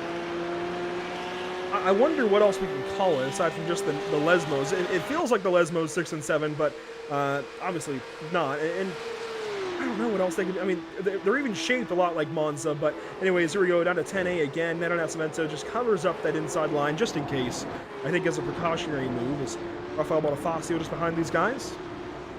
There's not a whole lot going on. It's a lot like the amateur race, JP, where these guys get spread out and there's not a whole lot they can do. It's such a fast course. It's not that there aren't passing opportunities here. It's that you have to really be set up to use them. Yeah, absolutely. You have to be in the perfect position to be able to go for a move. Obviously, we have turns 1 and 3. I guess you can say those are overtaking moves. And obviously down into turn number 10. So it's really tricky to be as close as you need. And, well, if you want to be close, you really have to push more than your competitor. Oh, Victor Miranda! Oh, my goodness! No! Andre checks up just in time. Is Matthew Dench going to be able to come in and take that spot away? Victor Miranda's car has got to be well hurt after that one. Oversteps the bounds in turn 5. And oh my goodness. The Energy Sim Sport 17 with a face full of wall. Can he hang on to this race lead? Oh, wow, that's going to be a good question. His straight line's performance is definitely going to be impaired. And, well, he's definitely going to struggle quite a bit. He might lose a little bit of time. Oh, just a few tenths of a second down in the pit lane. This is going to be a passing opportunity. Andre's going to go for it. No, he doesn't. He pedals back out. Yeah, the fuel strategy is way more important because he knows that if he passes Victor Miranda, he might not have enough to essentially pull a gap, and Victor might just be reeled back in by the slipstream. So Melchers is playing a dangerous game because Matthew Dange right now could really close up and maybe upset his strategy. And I'm really concerned that that 17 car is not going to perform like it should. I'm really concerned that he might, well, you know what, we can go on board with him and see. We can see if he's holding the wheel funny for the straightaway after turn 5. We can see if he's got any trouble here through the S's. 3 looks okay. 4 up on the curbing, that's normal. Into the S's now. Oh, he's wide there onto the curbs. That's not too crazy. You can see the tire tracks from other cars. Turn 5 takes it extra cautiously. Let's go back on board. Is he holding the wheel castered at all? I can't tell, but I don't think so. Yeah, I don't think so. I think he got really, really lucky with that contact. He definitely has visual damage. But, you know, his car control as well to get it back. And obviously, Andre Melchers as well, reaction to essentially stop and avoid any further contact. Really good driving for both of them. Really good to see that. And now we have even, I guess, an even better race on our hands, Andrew, because the slower pace from the number 17 is allowing the rest of the field to catch up as the number 173 has issues just outside turn 7. Italian of Alessandro Torchio goes around. And here comes Nick Peterson to take advantage of that. Mark Scott drafting along with. Let's go back and find out what happens here to Alessandro out of turn number 7. A commonplace for issue this evening, although you would think that maybe the Italian would have the Lesmo-ish corners down, but it looks like a couple of issues here for Torchio. Let's go to our blimp cam and see what we can see from high above Road Atlanta. Looks fine on the inside curbing, comes out a little bit wide, pops the curbing with the left rear, and just, I think, the car was already pivoted to where it was going to go around, and the rear of that car upset. It really doesn't actually spin, kind of slides. Yeah, half spin, isn't it? Just, luckily for him as well, not contact with the wall, so not any, I don't think any damage was occurred by that, maybe just a little bit of tire degradation, but yeah, luckily for him, a lucky escape, yeah, just as I mentioned that the number 17 might have lost a little bit of pace. Well, doesn't look like it, does it? Matthew Dench not being able to really keep up with the top 2. Yeah, Matthew, I think, starting to fall back a little bit. It looks like, for all intents and purposes, Victor Miranda got away scot-free. I'm absolutely astonished that he was able to pound the wall like that in turn 5 and get away without too much issue. I'm really impressed by the integrity, the structural integrity there of that Energy Sim Sport 17 car. Would not have expected that by any means, as you can tell, as he continues on holding on to his position. Lawrence Zavadil further back in a nice little battle, or at least trying to be, as he chases Fabio Zamperlini. Now, Fabio has recently gone on by car 124, but, yeah, Fabio got on by Zavadil, and Nascimento and Krauss went on by Curtis Jones, as Jones has fallen down to the 11th position outside the top 10, and Rafael Bonifacio starting to catch him. It's a really good battle, this one, to watch. A lot of drivers really close to one another. Yeah. And I really think next season, if there is a second season of this particular division, particular series, I think Zavadiel next season is a pro chasing Zamperlini. So this is a preview almost of what we might see in a couple of months' time. And obviously not only Zavadiel, Godoy as well. I mean, 5th place overall, really good. We could see next season this being an overall top 10 full of pro drivers, and I wouldn't doubt it at all, and would be fantastic to see. But it's still fantastic to see Lawrence and Paulo doing so well in the Pro-Am class, keeping up pace and even upsetting a few of those pro drivers. As you can see, Lawrence getting a really good run. I don't think he's close enough to go for a move down into the chicane, but we've seen brave moves before. Yeah, not close enough, but a really good race for him so far. Trying to catch up to Paulo ahead, which is exactly what he needs. As you can see, Zamperlini being really slowed down. Is that Thomas ahead of him? Yes, it is. Yeah, Daniel J. Thomas. Look at this line of cars. Neto Nascimento and Luke Kraus join in, so 5 cars in a row. Zamperlini out into the dirt, and Lawrence Zavadiel under pressure here from Neto Nascimento, who goes up the inside and is going to take that spot. Oh, and he turns him! He crashes Lawrence Zavadiel. Luke Kraus just got a bit of the action, not going to get too much damage. But unfortunately for Lawrence, after doing a fantastic race inside the top 10, he's going to have to wait for essentially the whole grid to get past. But wow, really unfortunate circumstances down into turn number 1. I'm really sad for him. That is heartbreaking for Lawrence Zavadiel's season. The points leader in Pro-Am. A little bit of contact here with Nascimento. If we can find a good angle of what happens here. So you can see Neto Nascimento going down the inside. He's going to dive down, and obviously Lawrence is going to have that line, and they just make contact on the exit. It's kind of difficult to see because obviously Neto, I don't think he can turn the wheel much more, and Lawrence looks like he just had a bit more front grip. The unfortunate thing there is Neto's got to keep his car off of Lawrence. That's just... Oh, absolutely. Simply put, he's the passing car. He is responsible for not hitting Lawrence Zavadiel here, and he comes over, tracks out, I think, and just, I mean, he turns him. And that's going to be an interesting one for the steward. It's definitely going to have a big implication on the championship. And I think, oh, he's just crashed in turn 12. Oh, no. Neto Nascimento, very quickly, within a lap, feels maybe some karma, potentially. I know Lawrence Zavadiel would agree with that assessment. Let's see what happens to Neto here. The curbing there catches the grass. Yep, just the grass. That's a mistake, though. Can happen to anyone. And unfortunately, it happened to him. And, well, looks like that damage might be massive damage that he just backed off into the wall. But, yeah, that's just how easy a race can turn into its head. Starting to think about pit stops now as Luke Kraus squares up with Spencer Marsh. Kraus on the back end of that issue that he was involved with Nascimento and Zavadiel. This is for 10th. PSM driver of Marsh moving into that top 10 with the advent of those issues ahead. So obviously with pit stops, well, not looming still, but I guess definitely still in the picture for a few of these drivers. As you can see, Luke Kraus getting really close to Spencer March. He's going to look down the inside of the chicane, and we should see the number 34, well, going past under braking. They both go similar under braking, and they're going to go side by side. This is a really good shot to see, and they're going to hold position. Luke is going to have a better run on the outside, and he's going to clear, it's just going to clear and, well, move ahead to 10th place. So a really good move from him, really bold, Andrew, which is exactly what we want to see. But while pit stops looming, Andrew, I don't think this is a track where you really want to go for the undercut, especially by how small it is and how spread out the field is starting to get. That's a good question. I have no clue. I am not a driver in this case. I'm not a crew chief. Usually I've got a decent idea of what you'd want to do for strategy, but today, not a clue as Lawrence Zavadiel gets back onto the racetrack, it looks like. He will rejoin the field.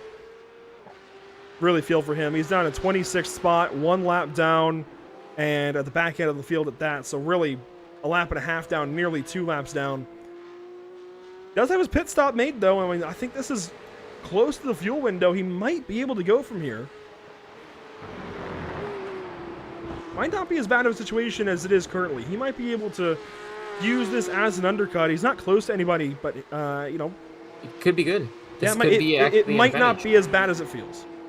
Obviously, you know, not being close to a lot of people it means you're not going to have a lot of opportunities to fuel save, but it also means you could just have an opportunity to go all out qualifying pace, you know, just go 110%. Obviously, he needs to be mindful of his tires as well. So a lot of things going on his head. And, well, I'm lucky I'm up here in the commentary booth. But yeah, Fabio Zamperlini, meanwhile, he's trying to chase down Thomas ahead of him for his 6th place. Really close battle between these two, less than 0.3 of a second between them. And this is really that same battle that sparked up that line of cars that led to that issue. As Daniel J. Thomas, currently the flagship driver, it looks like, for Pacific Sim Motorsport. PSM relying on car 60 this time. Last week it was Lubenow and Rudebusch, and really it's been Rudebusch the entire time so far until now, or at least until recently. Curtis Jones is just behind these guys. Curtis Jones for PSM in the 8th position overall. Got to go back to Spencer Marsh to find the next driver for PSM as Kraus has gone on by.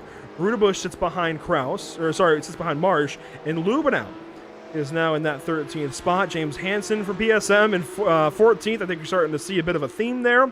4 of their drivers in a row, 11th through 14th spot.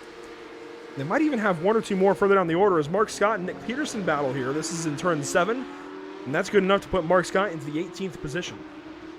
It's going to be a good battle because Peterson might just have an answer back. As you can see up ahead, Kraus just made a move on Rafael Bonifacio. He's going to get the position, but he just disappears.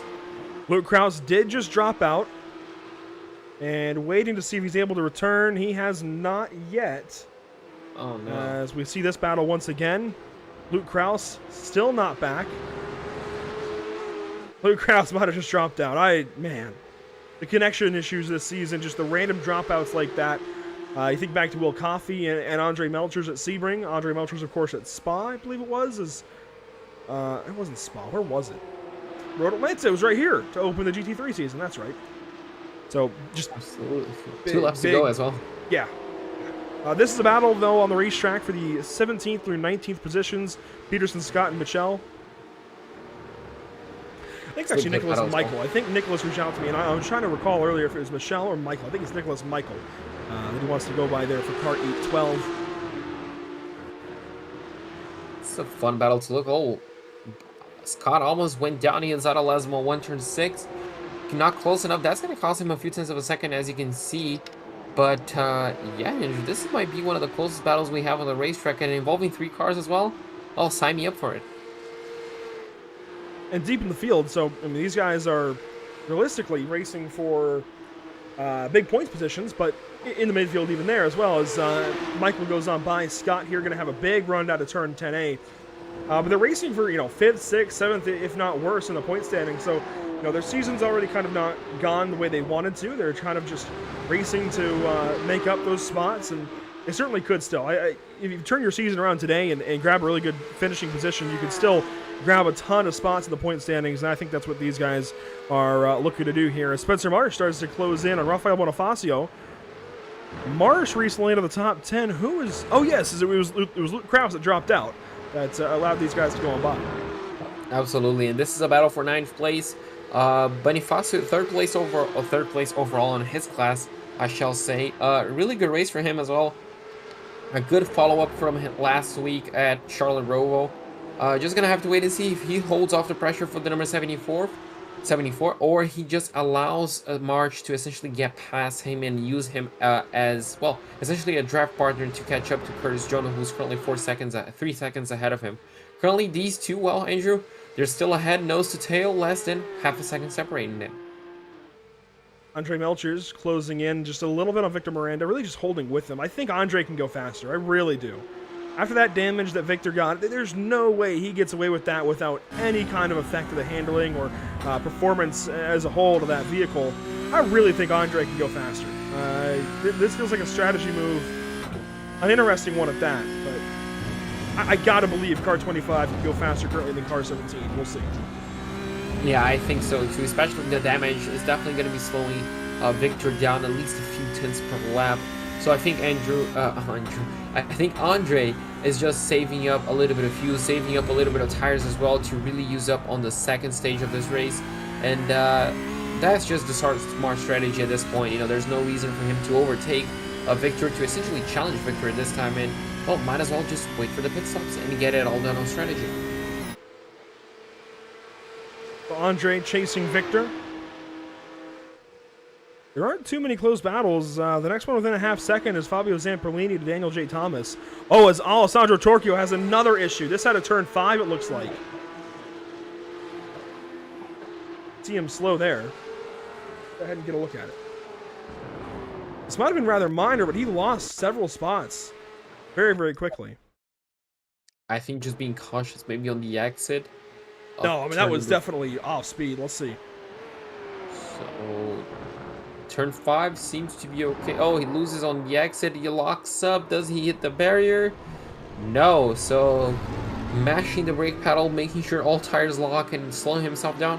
What really good save. And Andrew, I feel he will take a few extra positions lost over a total car. Oh, certainly. That's always better than crashing out of the race. You'd rather just lose a position or two, but he's had a couple of those issues now, and I wonder if he's able to rein himself back in a little bit, try to get back after it in that Yukos Porsche. Not the greatest day for him so far. You can always turn things around. Still 30 minutes, well, 29 minutes to go in this race as we go on board now with Fabio Zamperlini, currently in 7th, but working on 6th. If he can get to car 60, that's Daniel J. Thomas ahead for Pacific Sim Motorsport. Fabio has had his hands full as of late. He's been, I think, coming back alive a little bit as a driver. I don't know what Season 2 slump he was in, even into Season 3, but starting to come back to life a little bit, starting to show his old speed and get back after it, and have some good finishes. It's just a matter of continuing those good finishes and getting ahead of guys like Daniel J. Thomas, and even ahead of guys like Paulo Gadai, who's ahead. I think for Fabio to get back to that championship caliber that he was at in Season 1, he's absolutely got to go ahead and beat all of the Pro-Ams in the field. Cannot allow a Pro-Am to finish ahead of him. Absolutely. He cannot have the Pro-Ams finishing ahead. But he just needs a string of good results as well. I think, if he can just bag himself, top 5 throughout the season, that will be excellent for his championship. And as you mentioned, he's coming back to his form, which is really good to see. It's exactly what we want to see from him because it brings more competition to the table. And it's just good to see him on pace. And looks like, Andrew, I feel like this move could happen soon. Not quite sure if he's just holding back a little bit, waiting for the pit window, but Fabio seems very confident to run this close to the number 60 right ahead of him. I think he's got to at this point in the season. Got to grab those positions. As I was talking about earlier, guys that even aren't in the championship battles, they want to go grab anything they can. They've got to go ahead and start really sticking it to the drivers that they're racing. No prisoners, as we talked about, I think, with the BSR broadcast today. You've just got to go. It's all take right now and no give. Absolutely. And, well, look at this. We have, is that a lap car? Yeah, that's a lap car. That's actually Fabio's teammate. And, Fabio, I don't think Fabio is going for any moves right now. I feel like he's just biding his time. And, Andrew, obviously, this is the perfect point, I guess, for us to come back. Oh, boy. Oh, Scott. He just got, well, looks like contact with, I'm not quite sure who that is. I don't recall this delivery, but just outside of turn 7. Ron Sedlak there in car 203 with him. As Sedlak is lapped. Sedlak is already a lap down, and Mark Scott's on the lead lapper, at least was. I think he still is for now, but we'll see if that changes. Sedlak wide. It looks like maybe a slide there in 7, and Mark Scott just comes out and hits him. Really unfortunate. And it's gonna hurt both their races. I don't think there's not a lot of damage, if any, but yeah, really not what you want, especially coming up to essentially halfway through the race. As you can see on board, Mark Scott. That's a bit unfortunate. Problems there for these guys. They get back rolling, though. Scott will stay on the lead lap for now as for live picture. Actually, Taki might have just had an issue. He is disconnected now, it looks like, from the sim. Well, let's go see what happens here to car 58. He was on his own after passing Mark Scott in that incident. And now, he might just be having connection issues. He blinked out for some time. I think he's actually on the pit lane. Yeah, blinks out there, blinks out, comes on back. Rejoins, comes to the pit lane. You see he's taking a pit stop now. Yeah, 15.12 seconds. And yeah, interesting to see if this is going to be a terminal connection issue, but I think he's back the in. pit lane. Yeah, he is back in now. So yeah, interesting to see. But yeah, that could be our first hint at the opening of the pin window, Andrew. And we are halfway, so it makes sense. From halfway to about 15 minutes to go, I think, is when these pit stops have to happen. And we're starting to see them push that window further and further into the race as they save more and more fuel, wanting to go to the last 10 minutes if they can. And hey, more time on an empty tank means that you're running longer with less weight in the car. So you're running faster technically on the straightaways, maximizing the advantage you can grab from it. A long line of Pacific Sim Motorsport cars here as Spencer Marsh hangs on to the 10th position, just ahead of Mikkel Rudebusch, Brady Lubenow, and James Hansen, who's still in front of Scott Reister. So a long line of cars here. Let's go back on board then with Scott Reister in the 14th spot, chasing all of these guys. And I know he's had a rough go of things in the last month or so in this series, but definitely looking to turn that around. And I think tonight is a good just season building day for him, trying to right the ship before we go to Red Bull Ring in a couple of weeks. Absolutely, and I think like this is the norm for a lot of drivers, especially those that are having a bad season, to essentially get a good result on this race to finish off, cap off the season on a high. And Scott definitely wants to do this. Scott Reiser obviously wants to do this. And, well, what better way, Andrew, than try to finish inside of the top 10 overall. He's close, still quite a few positions to be made, but all of them in sight. Here's a look at how his race has gone so far. Started 14th, currently 14th, as high as 14th. He did drop down to 16th for a few moments, but has battled back up to that 14th spot. And 14, a common number for him today. Yeah, a really good number. Hopefully it's not his lucky number. I guess he wanted his lucky number to be at least number 10, to be inside the top 10, but we're just going to have to wait and see if he's close enough. But these guys, Andrew, they're essentially running a train. Obviously, we have a few cars closer than others, especially James Hansen. No, not James Hansen. James Hansen, obviously just ahead of Scott Reister, but these PSM guys running really close to one another, which is really good to see. And yeah, we're just going to have to wait and see when the move is going to be made. If it is, maybe down here into the chicane. No, not close enough. And Hansen is one of those PSM drivers, just a little further back. As it looks like Nicholas Michael loses a spot further back to Nick Peterson. Oh, Rudebusch very close to Marsh here. Is he going to try to pass into one, maybe?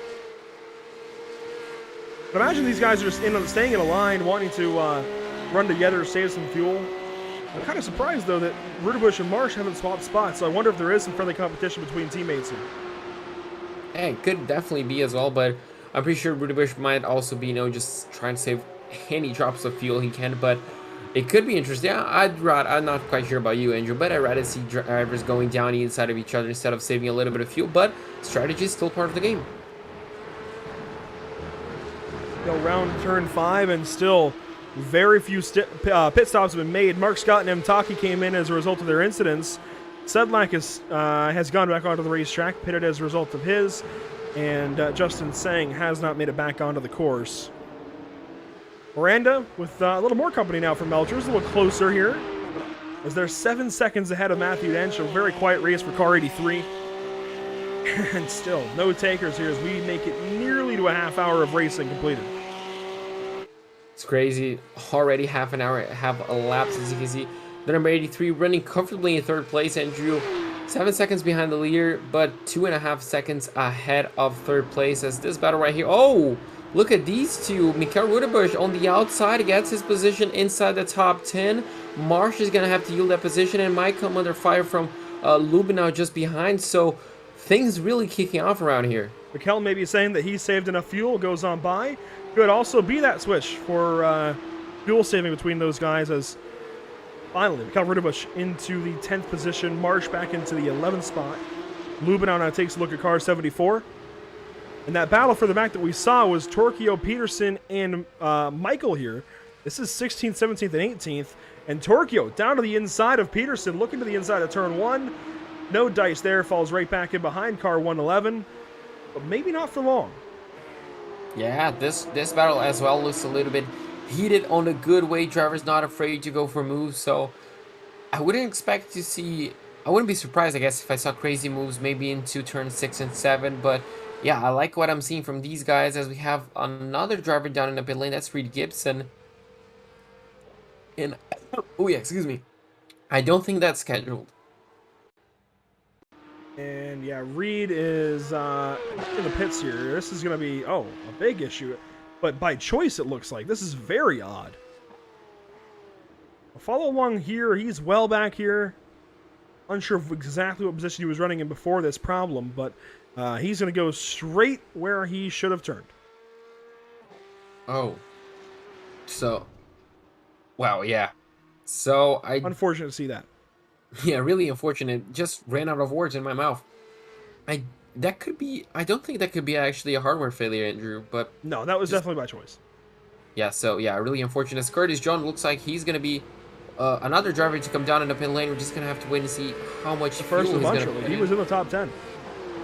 So the first driver in the top 10, 11.6. So yeah, close to what we saw before. We have yet another driver into the pit lane. So things could be kicking off in a few seconds. Lowy Santi, 10.7. So much quicker. Still a wide range of fuel stops, Andrew. We saw 12, we saw 11, and now we saw 10. We're probably not going to be seeing these guys coming in so shortly, but we need to keep our eyes out.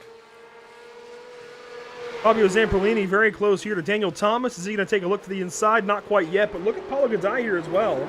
As Mark Scotchuk looked to the inside there. I don't think intentionally, just kind of riding around behind them. But Paulo Gadai is backed up to these two. This is now a battle for 5th.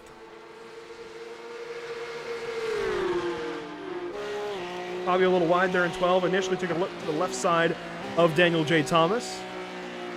As I think Andre Melchers could be ready for a move. This is out of turn 5. This is the closest he's been in this portion of the course. And we've seen it before where he takes the move as soon as he's ready to pit. Yeah, I was just going to say that Melchers has the tendency to, when he's close to the pit window, at least a few laps away, he starts to really attack and go for it. So this could be the signal that we were waiting for, and this could be the signal that we're going to have, a nice little fun battle for the lead. So we're just going to have to wait and see. Will Melchers go down the inside of Miranda, coming down in the braking zone? Blake Scott, he's coming down in the pit lane. He's going to serve himself. And look at this, Miranda going defensive, but Melcher switches on the last second. They're going to go side by side through the chicane, almost making contact. And, well, they're going to stick hold position for the time being, Andrew. This is going to get very dicey, and Victor Miranda dives into the pit lane to get repairs and fuel.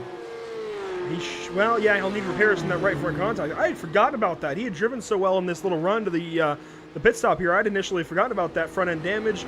You see a little bit of left front damage as well. I wonder if he popped the curb just the wrong way in order to generate that. Manuel Scully for Juncos Esports. Best run of his season so far. He's into the pit lane. As Miranda comes on in. Just the ever so slightest bit of contact between those two as they came on through the chicane. Here's Fabio Zamperlini on the pit lane. Rafael Bonifacio follows. Spencer Marsh going to come on in. And Victor Miranda about to pull away. There he goes. 12.43 seconds. That's the number to watch. Yeah, that's going to be the number to watch. Scully, as you can see, 12.55. So a very similar Fabio Zamperlini. Is he going to go for a quicker stop? 11.3. So that's sometimes the benefit of staying behind someone. Rafael Bonifacio, he's going to come down into 11.9, so just below 12 seconds. Spencer Marsh, 12.4. So, Andrew, considering how much fuel and how long Andre Melchers was behind Victor Miranda, I feel like it's a bit safe to say his pit stop is going to be extremely quick, as Torquio as well coming down the pit lane. Torquio's in, Michelle is in, or Michael rather is in, and Peterson is in. So now we await Andre Melchers in the pit lane, and here he comes. Perfectly timed. Yeah. And the number to beat again for Victor Miranda was 12.4 seconds. In fact, we can bring it back up. 12.43 seconds, 34.38 in the pit lane. As Melchers comes on down, here comes Matthew Dench. I'd expect Paulo Gadai. Yes, here he comes with Daniel Thomas in tow. Mikhail Rudebush should come in, I would imagine. Brings Lubenow, should bring Hansen, should bring Reister. So everybody then has made their stop as of the end of this lap. Here is Andre Melchers, pulls away 11.57. That's that fuel save. Yeah, 9/10 of a second, not that big of a gap as I was expecting. There is Victor Miranda and Andrew, considering they're less than 1 second away from each other. This could get very, very interesting. Victor needs to be within that slipstream range to essentially attack back, but yeah, this is going to get very interesting on the upcoming laps as the rest of the field as well filters back into racing conditions. And, well, obviously the main position that is switched was between the top two. Paulo Gadai reassumes the Pro-Am lead, albeit behind Fabio Zamperlini, who is able to move up ahead of those Pro-Am drivers. So exactly what I was talking about earlier that needs to be on the agenda for Fabio, well, he's accomplished that. He is in front of the rest of the Pro-Am guys, gets ahead of car 933. Curtis Jones, second in Pro-Am. He's quite a ways back, although could make up some time on this run. This race is not over for these two. And Rafael Bonifacio, the next one up in Pro-Am. Victor Miranda starting to make some time up here. He's getting close. This back stretch has already kind of leveled the playing field between these two. It's going to be an all-out race from here for 15 minutes. Absolutely. So for, 35 minutes, Andre Melchers had the opportunity to stare back at Victor Miranda's rear wing. Now Victor has to do that for at least 14 minutes unless he finds a way past a little bit quicker. But yeah, it's going to be a fantastic battle between these two engines. It's going to be, I guess you can say the battle of the centuries. I guess you can say the battle for the season as well.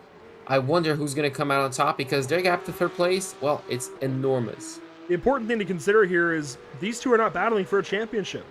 Andre's just here to go for race wins. At this point, he's 10th in the standings. He's not going to be able to come back through the field and get a title out of this. Victor Miranda is trying to keep his season alive, so Victor can easily go second place and just not worry too much about his pride and take the points. But will he do that? I mean, he's way ahead of Luke Krause, who... Oh, Luke Krause is out of the race by 14 laps. That's right, he dropped out. I forgot about that. So it's really of no concern to Miranda at this point. If we pop over the standings, I'll do some on my other monitor. He's got 31 points to Brady Lou, but I don't think Victor Miranda has to be concerned at all this week or next. I think especially with this second place run, Victor Miranda is a few short steps away from a championship. Yeah, but I can guarantee you, Andrew, yep, he's not going to be happy with second place. He already goes down the inside, takes a little bit of avoiding action right there, so maybe a little bit of contact on his screen. He's going to drop outside of 1 second maybe, but yeah, I was just going to mention, I don't think he's going to be happy sitting in second place and just waiting for the race to come to him and just, holding back for the remainder 13 minutes. Obviously, I don't think it's the smartest choice to go for a move, but I mean, he wants to win. He wants to take everything, and I think he's just gonna go for it. Do you think he's aware of the championship? He doesn't have to do that. He almost drove himself. In fact, he's over a second behind Andre right now. If he's not careful, he's going to drive himself out of a chance to win. If he waits to the last lap, on the other hand, he can make a move in turn 10, just like Melchers tried to. So far, neither of those moves have worked out, but we've seen it work out before. Think back to Petit Le Mans last year in 2021 for the IMSA WeatherTech Sports Car Championship. There were some big moves in 10A and 10B, so I don't like that at all for Victor. I think he's got to hold tight, just wait, and let this race come back to him. Right? Just do not risk something here for the championship. If he and Melchers get side by side and have a misstep, that's potentially Victor's season right back to where he was into this race. If he doesn't, he gets a massive gap back to behind it. And I think Luke Krause has already burned a drop week. I think he's already burned a race result. So this is absolutely championship setting here if he just stays where he is and does not crash. Yeah, absolutely. It's obviously, as we mentioned, the smart choice is just stay in second place. There's no need for go for first, but obviously he only won one race of the season, as looks like we just had a driver coming back to the pit lane with issues. It was something a little bit different. He actually toes back to the pit lane. Let's see if there's an incident for this one or if it's just purely by choice. Nicholas Michael here in car 812 has towed to the pit lane and disconnected from the race session, seemingly just pulling over. I didn't see any damage on his car in the pit lane. Maybe he does go for a loop. Oh, and he does. Oh, a big hit. Outside of damage didn't even render.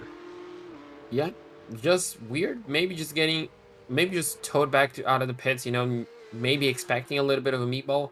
But yeah, just got the car a little bit too bouncy out of turn number 3. And that's all she wrote. Coming back to this battle, looks like it's a battle just outside, just inside the top 10 as Rafael Bonifacio chasing down Curtis Jones for 8th place. 10 minutes to go, Andrew. This is the battle for second place in the Pro-Am class. Rafael really wants this position. Yeah, there will be no battle here for the win. Paulo Godoy far too far ahead of Curtis Jones. And this is the battle for second. As you mentioned, Rafael with an opportunity here at Curtis Jones, and I think the same thing potentially here for Rafael. You're not going to go catch Paulo Godoy without some kind of big intervention and some kind of big issue for Rafael, for Paulo. So just wait, bide your time here. You don't have anybody out the back for position until Scott Reister some 6 seconds back the road. So I really think for Raphael, just wait until the last lap, make a move in 10. That's how Road Atlanta tends to work. Yeah, absolutely. And obviously, if that doesn't work, try to line yourself a good exit to get the driver ahead of you into turn number 1. And well, if that doesn't work, Andrew, you can do it all over again. You still have 10 minutes of driving left, so it's still plenty of time to line up a move. And oh, I mean waiting until the last lap. Just stay behind. Oh, really? Oh, that obviously that can work, but obviously you limit yourself to only one opportunity. Yeah, but you. And we saw that on the Pro-Am, it didn't really work. If you pass too early, you give them the opportunity to wait. It's kind of like short track racing, and you know what? NASCAR's headed to Martinsville this week, so it's kind of topical. If you make a move before the final corner, and that move is successful, that driver has an opportunity to come right back at you. So you've got to kind of manage that. And, you know, if you do make the move early, you've got to make sure to cover that move up later. And usually that's when you get into crashes because you're defending and try to take that line away. So I really find it is better to just wait until the last opportunity and just make sure that it's a good one. Yeah, that's obviously a valid strategy as well. Just two different approaches to, I guess, the same scenario. And yeah, now the scenario we're faced upon, Andrew, is the number 17 is still closing and, well, approaching less than half a second to Andre. So this is the battle which we couldn't really see throughout the season. These two just going at it with the final few minutes of the racetrack, Andrew. So I'm definitely not complaining. Obviously, I guess the conscious side is really, you know, ringing red bells, red flags for this battle. But, you know, if he wants to race, if Victor wants to race, well, just go for it. I'm really excited to see what comes out of this. Again, the championship hopes for Andre Melcher is absolutely dashed here in the Porsche Cup. So, really, he's just out here to collect race wins. He's already got 3. And amazingly, yes, he's got 3 wins, and he's nowhere near having an opportunity to race. He's actually won half the season, and he's not going to win this championship. We can say that much for sure. Victor Miranda, though, consistency matters, and here he goes, back up the inside of 10A. A bit aggressive here to do so with 8 minutes to go. That move is not going to work. Yeah, just pretty much the same move he tried a few laps ago. But that was better because he didn't back himself up by a second. And he didn't as I mentioned, didn't back up himself up, and yeah, he's extremely close. So I'm loving this, Andrew. I'm not sure about you. Obviously, you know, it's getting a bit intense, but it's definitely welcome. We'll take battling any day. That's always good to see as these guys work back to the S's. It's just a matter of playing the waiting game, and it has been that this season, I think, with the fuel saving as a whole. You've got to play all 50 minutes. Oh man, that was almost sketchy there for Melchers. You've just got to set yourself up for a 50-minute race. Remember that it is a 50-minute race. Not battle too much in the early goings. Get yourself into a position to make a move for the race win, and that's kind of just it. And then you make that move for the race win, and either sticks or it doesn't. So these guys definitely just kind of hanging on right now, albeit catching M. Taki, who is about to go 1 lap down and has been blinking all race long, but M is in the, 18th spot. Yeah, 16 seconds back of Nick Peterson at 17th. Just pulls over, lets these guys go on by. Not too many other battles in the top 10 at all. Curtis Jones, Rafael Bonifacio still close, but not battling. Yeah, they're not too close to one another. They're pretty much the same distance we just saw from Victor Miranda and Andre Melchers. But Rafael, well, he's not going for that many crazy moves like Victor is. And as you can see, just really close, 0.2 of a second away. These guys are pushing to the limit, and I mean, it's crazy to see how much they're pushing, and it's crazy to see how much their tires are still holding up as Rafael really closing up to Curtis Jones. Could we see him move down into the chicane? He looks to the inside a bit too far away, decides, thinks better of it, and just holds back. Oh, a little sketchy there on power over the curbs. Hangs onto it though, continues on, and a little wide there. Started to get a little bit concerned with the car. Took some bumps weird, but hangs on to things. Does lose a little bit of time overall in that exchange as Victor Miranda draws right back close to Andre Melchers, who dips a wheel there between 6 and 7 between the faux Lesmos. And here we go. We're going to do it all over again. Victor Miranda, though, a much better opportunity this time. This might be as close as he's been at a turn 7. Melchers pulls early, and here we go. Victor Miranda going to have an opportunity to draft up. Will Andre cover this? No. He's going to allow Victor the opportunity here to the inside, and he just might have this spot before the braking zone. Not quite, but he's going to have that spot at the apex, I think. Andre is really holding out on the outside. They're gonna go side by side. Victor's gonna have the run on the outside. There's exactly the same exit. The number 17 is gonna have the outside line for the last corner. This could end in tears, but Andre Melchers just holds off that position. Beautiful defending by him. Beautiful attacking by Victor Miranda, Andrew. 5 minutes to go. This is definitely not over. Boy, this is getting intense, but this is getting so much fun. This is fantastic racing between those two. This just might be the best battle for a race win that we get this season. These two squared up, 5 minutes to go. A whole lot of risk, though, for Victor Miranda. He's got to be careful. He's really got to be careful not to throw this opportunity away. Luke Krause out of the race. Brady Lubin down in 10th. Going to lose more points to him. The next driver behind Brady is Fabio Zamperlini, 54 points back already. If Victor just doesn't bin this car, be it through his own volition or through contact with Andre Melchers here, I really think he's got the championship wrapped up. The dominoes have fallen, race in, race out. First it was Andre Melchers a couple of times, and now it's been Luke Krause a couple of times, and there we go. He's going to challenge again, I'd imagine. Yeah, definitely going down the inside, trying to get a better line. Andre's still going to hold it around the outside. They're still going to go side by side, almost making contact. Now Victor's probably going to have the best run. They do make a little bit of contact, and I think I can see a little bit of damage. Oh, yeah. Yes. Yeah, it looks like a little bit of damage to the front end of the number 17, but wow, I mean, it's incredible attack from Victor, but amazing, spectacular defense from Andre. And as you can see, as we cut back to Rafael Bonifacio, still very close to Curtis Jones, but still a bit too far away to go for a move. Closes in there, though, in 10B. A good run through that chicane. Takes a bit of racetrack off there in 11. Takes a bit of racetrack off there in 12, but Curtis keeps the momentum up and actually drives back away down this front stretch. Rafael is going to have to really set him up. He's going to have to do the same thing we're seeing Victor Miranda do. Start taking some stabs, I think, at the inside of 10. I would still wait for the last lap just to make sure that Curtis can't come back at him, but I also don't disagree with drivers taking a couple of stabs in the laps prior, the laps leading up to it, to set that move up. Maybe, stick the nose on the inside, test the waters, but don't actually go for the full move and kind of give it back in 10B like we've seen so many times here from Victor. Will he do it again? A big run again to the inside. What can he do here? He gets the inside line. I don't think... Oh, and he moves over on him! Trying to close the door. That did not end well. They still got a similar exit. Andre's not giving up that lead so easily. They door bang on the run down to the final corner. They're still side by side. They run out of room, but they both save it, and they're still side by side. Victor on the outside of turn number 1. He has to yield that position. And Andre goes off. Andre Melchers loses this race by turn 1 with 3 laps to go. One of the best battles we've seen all season, certainly the best battles for the race win. And Andre Melchers makes a small mistake, carries too much speed through turn 1, and gives up a race win to Victor Miranda. That's it. There's no way Andre gets back there by 2 seconds at this point with just 2.5 laps to go. Let's go back and watch that through one more time. Yeah, we have to maybe rewind even to the back straight away because that was fantastic. I think they made contact 2 or 3 times.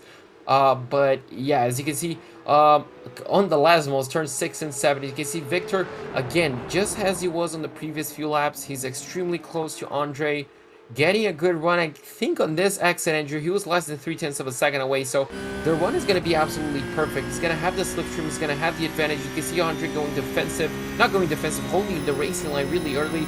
Victor is just going to get that run, go to the inside, and he's going to, not clear, but he's going to get a good car's advantage over Andre. The difference is here, between the apexes where he moves over.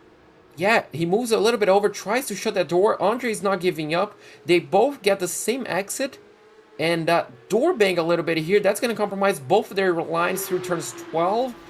And then they make contact once again. They both keep their foot, well, stuck to the bottom. And yeah, on this sector, well, Andre just carries a bit too much speed. Victor just avoids him, and wow. And that's it.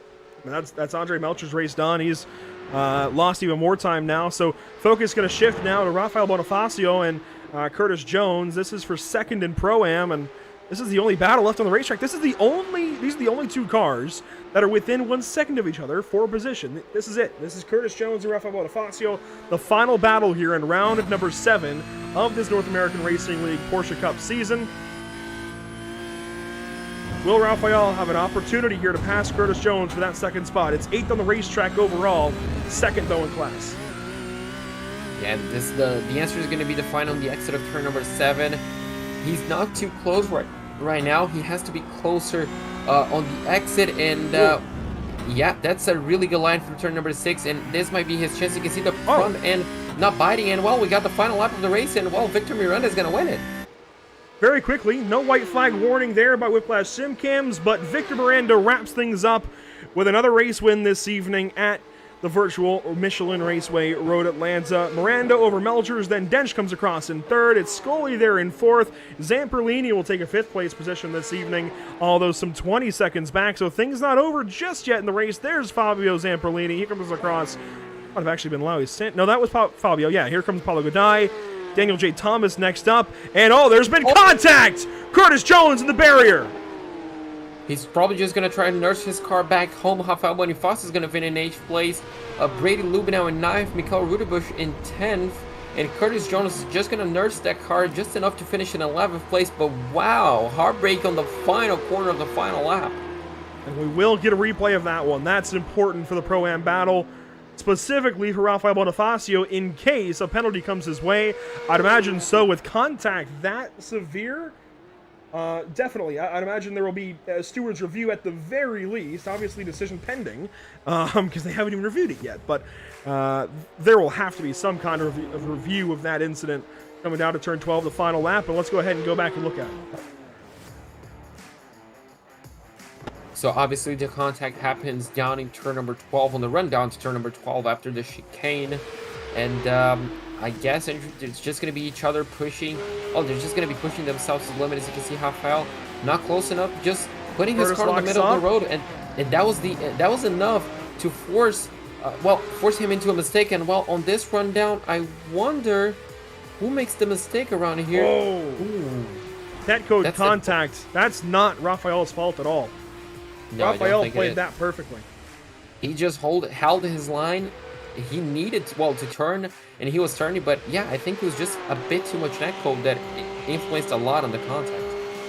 Let's watch this from Curtis Jones' perspective as he falls down to 11th on the running order, locks up a bit, runs wide there, and that opens the door. So it's his own mistake that opens the door in the first place. Rafael fills the hole as you would expect, and Rafael even backed out a little bit. There's netcode there, and Curtis, unfortunately, gets the short end of that stick. There's nothing Rafael did wrong there. He was racing for that spot, and a big spot, I think, in the championship as well, and Rafael needed those points.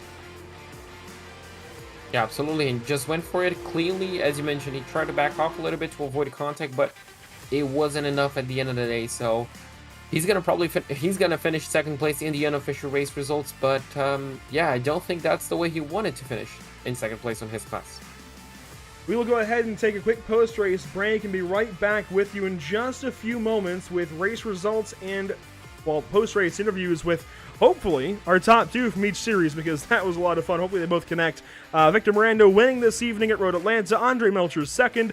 Paulo Godai with a Pro-Am win in the 6th overall position. And Rafael Bonifacio comes through for the 2nd spot in Pro-Am. We'll be right back to you in a few short moments at Pit Stop TV.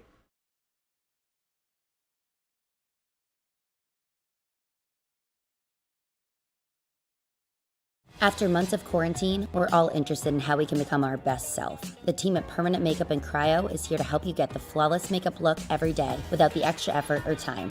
When it comes to your appearance, you deserve the best care that money can buy. Sound Art introduces an entirely new way to listen to music in your home. By combining the best of 2 products, a revolutionary high-fidelity, low-profile Bluetooth wireless speaker with beautiful artwork. Select from a library of artwork or upload your own photos to personalize your experience. Sound Art ushers in an era of invisible, beautiful, and amazing sound throughout your home and redefines your entire entertainment system.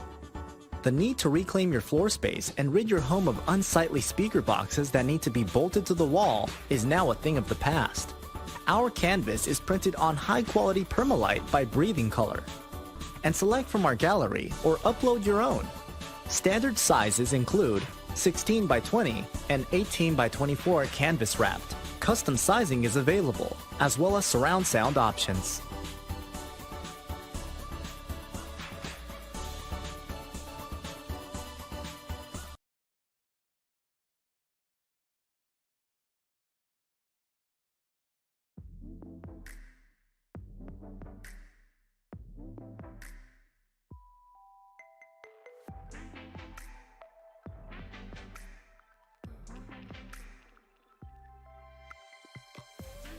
Welcome back to the virtual Michelin Raceway Road Atlanta. 80 total minutes of racing, almost at 90, but that's for Thursday. 80 total minutes of racing between the 30-minute amateur race and the 50-minute Pro-Am race. It's all done and dusted. Victor Miranda with victory over Andre Melchers in dramatic and potentially controversial fashion. I don't think anything's really wrong with what happened, but definitely I'd imagine Andre won't like the way things went. Let's go ahead and bring in then race winner Victor Miranda this evening, and JP, I'd imagine he's got to be pretty happy. Então, Victor, mais uma vitória. Cara, essa foi suada. Poxa, no final ali fiquei surpreso com o ataque, mas conta aí como é que foi no teu ponto de vista. Muito difícil essa pista, né? Concentração máxima e os pulos, os bumps são muito traiçoeiros, principalmente na saída ali do setor 2. Tinha um carro muito rápido, como eu falei na entrevista da semana passada. Essa pista aqui a gente correu na Porsche Cup Brasil e já tinha um carro bem arrumado, então foi só repegar aqui a mão da pista e tudo mais. O Melchers optou por uma asa 6, um pouco mais segura no miolo, eu optei por uma asa 4, que é um pouquinho mais de reta. Então, quando ele estava atrás, ele não tinha ação de ultrapassagem, porque mesmo no vácuo ele tirava 1/10, no máximo 1/10, 2/10 na reta, enquanto eu atrás dele eu tirava 3, 4/10 às vezes na reta. E então cometi alguns erros no começo, tentei para ele continuar ali atrás, economizar um pouco de combustível e sair na minha frente na parada. Mas como eu tinha um pouquinho menos de asa, eu estava atrás pegando vácuo e com o carro bem acertado. Estava muito rápido atrás dele, consegui aproveitar ali os setores que meu carro não era bom, que era a descida ali do S. Eu conseguia me aproveitar bem, manter a distância dele, então na reta eu chegava mais. Mas, como eu falei, como ele tinha uma asa maior, ele freava um pouco mais dentro e, puta, é o Melchers, né? 9.6k de rating, não é qualquer um. Sabe defender muito bem, sabe disputar muito bem. Tava muito difícil. Acho que numa primeira tentativa deu o netcode ali porta com porta, fui um pouco para trás, vim recuperando, cheguei de novo e aí foi tentar achar uma estratégia aqui de passar ele, porque tava difícil, muito difícil. Arrisquei ali por fora na zero e aí ele escorregou um pouquinho e conseguiu ultrapassar, mas foi muito, muito difícil. Tô aqui suado e foi muito legal, muito divertido e é isso. Perfeito. Bom, tu explicou basicamente a corrida inteira. Obviamente tem só, acho que duas coisas que a gente pode perguntar. Esse contato que você teve com o Melchers ali na linha de chegada e obviamente que terminou com você ganhando a posição. Qual que foi seu ponto de vista naquele incidente?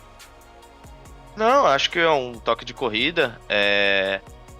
Na curva 0 ali, que antecede a reta, é uma curva que naturalmente o carro espalha. E aí eu justamente arrisquei ali manter por fora, porque eu sabia que por dentro ele tinha que aliviar um pouco. E aí eu me daria melhor ali na 1, né?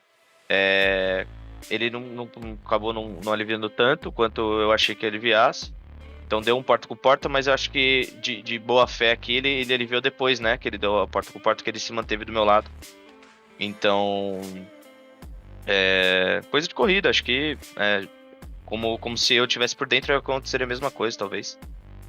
Com certeza. E a última coisa, obviamente, com esse resultado, basicamente uma mão no troféu, como é que você aproxima agora, daqui 2 semanas, a última corrida do campeonato, com essa liderança que você tem? Muito feliz, né? Eu acho que, revendo aqui as pontuações, como eu não tenho descarte nenhum, é capaz de eu já ter sido campeão, mas precisa fazer conta aqui para você entender. De qualquer forma, a gente vai para a última corrida com um campeonato muito constante feito aqui. O pior resultado foi um terceiro, então em pontos, né, 47 pontos. Então, muito feliz com a organização do campeonato, muito feliz com os pilotos. É sempre ótimo andar aqui com pilotos de altíssima qualidade. E Red Bull já é uma pista que eu não me adapto muito bem, mas vamos tentar fazer uma boa corrida, um pódio, quem sabe. Bom, com certeza, Victor, foi um prazer falar contigo. Muito bom te ver na corrida de novo na pista, fazendo esse show como sempre. E espero falar contigo não somente na quinta-feira, mas daqui 2 semanas também na terça. Muito obrigado, João. Queria agradecer aqui todos os pilotos brasileiros que estão correndo aqui na North America. Agradecer o Scott também pela organização do campeonato. Parabenizar o Melkers pela corridaça que ele fez também. E os brasileiros aqui que chegaram no pódio, o Paulinho Godoy e o Rafael Bonifácio, junto com o Fábio Zampellini e toda a galera que estava torcendo. E por último, agradecer aqui a Energy Sim Sport, minha equipe, e nosso patrocinador, a Metro Network. Perfect. So thank you, Victor and Andrew. Well, it was a very good interview for him. As always, it's a pleasure talking to him. Obviously, first he mentioned, about the track. It's a very hard track. It needs 110% focus, to get through the track fast and cleanly. He said his car was set up perfectly. He had the Porsche Cup race a few weeks ago, and the car was set up perfectly. A bit of setup difference between him and Melchers. He had the wing setting, the wing setting number 4 for his rear wing, while Melchers had the wing setting number 6. So it was a bit of downforce difference, and obviously resulted in the top end speed difference between those two. Meaning, obviously, Andre didn't really have a lot of top end speed, so it was more difficult for him to make a move, even with the damage that Victor had. He was very happy with the battle. Obviously, the first move that he tried to make, a bit of net cold inflicted on it, and he dropped, unfortunately, to a second away, but was able to catch back. He said he was sweating a lot after the race, but it was lots of fun. And he just mentioned it was a racing incident between those two. He was very happy with the battle, and he actually was giving big props to Andre for the battle. He's happy for the championship, and he said there's still no drop week applied on his championship tally, so there's a possibility that he might already be the champion with tonight's result, but we're just gonna have to wait and see. Yeah, he said he's not great at Austria, but he's expecting a good result in the next 2 weeks. From Victor Miranda, we're going to go down to Andre Melchers with a really, really big day. And unfortunately, though, Andre, not the position you wanted at the end of things. What do you make of the battle with you and Victor there? Hey guys, yeah, that was definitely the best race I ever had in this series. Even though I finished P2, it was a lot of fun to drive against him. We battled for 10 laps or so at the end. And yeah, my problem was I miscalculated a bit with the setup. I was on ring 6 when he was on ring 4. So I was kind of slow on the straight always. And yeah, that was my problem. He was a lot faster, and I did what I could do, but at the end I didn't get it. And what do you make of the contact specifically that obviously led to you guys being side by side through 11 and 12, and then your mistake in turn 1? Yeah, it was kind of unfortunate. It was my fault first to push him wide at the finish line. That goes on me completely. And yeah, after that I braked a bit too late, so understeered a bit in first corner, and yeah, went into the grass a bit. The championship a wash realistically in this series, but you're still able to make up some positions and potentially vie for even a top 5. What's the game plan in 2 weeks in Austria? The target is definitely win again. I mean, championship, I don't have any chance anymore to make there anything. Yeah, but yeah, I will try to win again, or yeah, get at least a good finish, a good race again as today. That would be nice as well. Yeah, that's the target. Well, Andre, thanks so much for your time. Congratulations on what was nearly a win. Certainly a great battle there with Victor. And, hey, one of the best battles we've had all season long. So definitely thank you for that. And get him next week or I guess 2 weeks from now at Austria. And we'll see you Thursday at Red Bull Ring. Andre Melchers with a really good day there, JP. Good to talk to him and hear about his side of things. We'll move on down the line, though. Paulo Kadai picks up another Pro-Am victory and is likely going to at least narrow that gap, if not overtake Lauren Zavadil on the points entirely. Here is driver 933. Então, Paulo, mais uma vez falando contigo, sabe que eu adoro ouvir tua voz, ouvir a voz do Victor, é sempre bom falar com os brasileiros. Conta como é que foi tua corrida aí. Ah, João, que noite boa, né? Ótima. Bom, Road Atlanta, acho que ouvindo a entrevista do Victor, ele já adiantou muita coisa. É uma pista que, com esse carro, cara, concentração 120%. Não tem como desviar o olhar, não tem como conversar. Hoje a gente no Discord tava um silêncio absurdo, porque hoje só dava pra gente se concentrar e tentar primeiramente terminar a corrida e manter um pace que dava pra trazer alguma coisa aí pra gente, tanto pro campeonato, tanto pros brasileiros. Mas, cara, falando da corrida em si, eu acerto um quali, né? Eu tava com muita dificuldade de acertar uma volta de quali com o tanque vazio, o carro tava meio que esquisito, mas por questões de tocada mesmo, eu não tava me adaptando bem ao carro com o tanque vazio.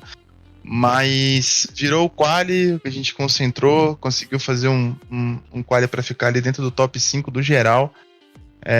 Isso foi importantíssimo para poder largar e já se desvencilhar ali do pelotão por voltas ali, conseguir acompanhar tranquilamente o pelotão da frente, salvando um pouco de combustível, inclusive. E depois, no meio da corrida para frente, após o pit, foi concentrar, né, fazer um pace confortável. Eu coloquei na minha cabeça que eu tinha que colocar uma guiada que já não era mais tão absurda de fazer, né? Então era realmente trazer o carro para casa. Então comecei até a diminuir um pouco o ritmo, né? Não tirei o pé, mas diminuí um pouco o ritmo para evitar mesmo qualquer tipo de incidente. Então pegar naquele setor 2 ali com esse carro, qualquer coisa que você fizer de estripulia vai morrer, né? Vai ter alguma coisa no carro, ou pode estragar o carro também, enfim. Então eu comecei a perceber que eu precisava só evitar esses incidentes, que dava para trazer o carro para casa e Road Atlanta trazer uma pole position na categoria e trazer um P1 na categoria e colocar a gente, se não pegamos o primeiro agora do Lawrence, a gente tá muito, muito, muito empatado para a última etapa que vai ser alucinante lá em Red Bull Ring. E falando de Red Bull Ring, se tivesse empatado, como é que você acha que você vai sair naquela corrida? Red Bull Ring é uma pista que eu gosto, eu acho que já é um pouco diferente daqui, né? Também tem que tomar cuidado em alguns trechos, mas é uma pista que eu sou um pouco mais familiarizado. E então assim, mas a gente também não tem setup, a gente vai ter que dar uma mexida, pegar o setup e dar uma fuçada para ver o que a gente acha lá. Então só os treinos da semana para dizer como é que a gente vai chegar lá. Mas o que é certo é que a gente vai continuar focado 100% como é que a gente está. Fico feliz pela cadência de resultados do Victor, fico também, obviamente, estou super feliz com a minha cadência de resultados. Se não foi primeiro, foi segundo. E o nosso grid não é fácil também, longe de ser fácil. Então tem que estar bem treinado toda semana, né, dividindo o tempo ali com a GT3, que a gente também corre na quinta-feira. Mas o que pode esperar para a Red Bull Ring é nada mais nada menos que muito treino. Isso aí não tem desculpa. Mas vamos preparar o carro para chegar lá com uma boa chance de andar na frente, trazer um pódio de novo e fechar com chave de ouro esse campeonato. Com certeza, Paulo. Então, vou te desejar toda a sorte do mundo. Espero falar contigo quinta-feira. E, bom, falar contigo daqui 2 semanas também. Show. Quinta-feira, se Deus quiser, a gente tá aqui também. Semana que vem pra essa grande final. Valeu. Show de bola. É isso aí, Paulo. So, Andrew, obviously talking to Paulo, he said, it was pretty much the same as Victor said. He needed 120% focus. He mentioned that on his Discord call with the rest of the Brazilians, there was absolutely no talking. It was dead silence because everybody was just focusing so hard. Quality was great, but his car was a bit weird. He couldn't really get the hang of the car, on extremely low fuel. After that, after he got his race start and got this race settled down, he mentioned he just wanted to bring the car home, just being careful with the bumps, being careful with absolutely everything to make sure he didn't carry any damage or didn't, involve himself in an incident. And, yep, that was about his race, you know, just being on himself, and he was very happy about it. He said on the championship he might be very close, if not overtaking Lawrence. So we need to keep an eye out for that for next race, for the next round in 2 weeks. And talking about Red Bull, he said he's very good at that track. He likes the track very a lot. He's very familiar with it. Obviously, he's very different. He still needs to work with on the setups with his teammates and obviously his fellow compatriots. Yeah, he's very happy with Victor's cadence of results, and he's very happy with his results as well. From Paulo Godin, we'll go down to Rafael Bonifacio with a win last week at the Charlotte Motor Speedway, and today it's a runner-up. But Rafael, it was not without a bit of contact. What happened there on the last lap?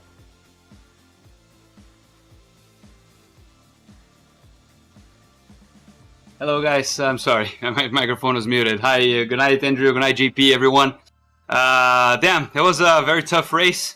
Again, a very nice fight with Curtis Jones. Unfortunately, I think, not sure how the broadcast cut it up, but there was a huge net code between me and Curtis Jones on the last corner, which unfortunately I think for bad connection either from me and from him.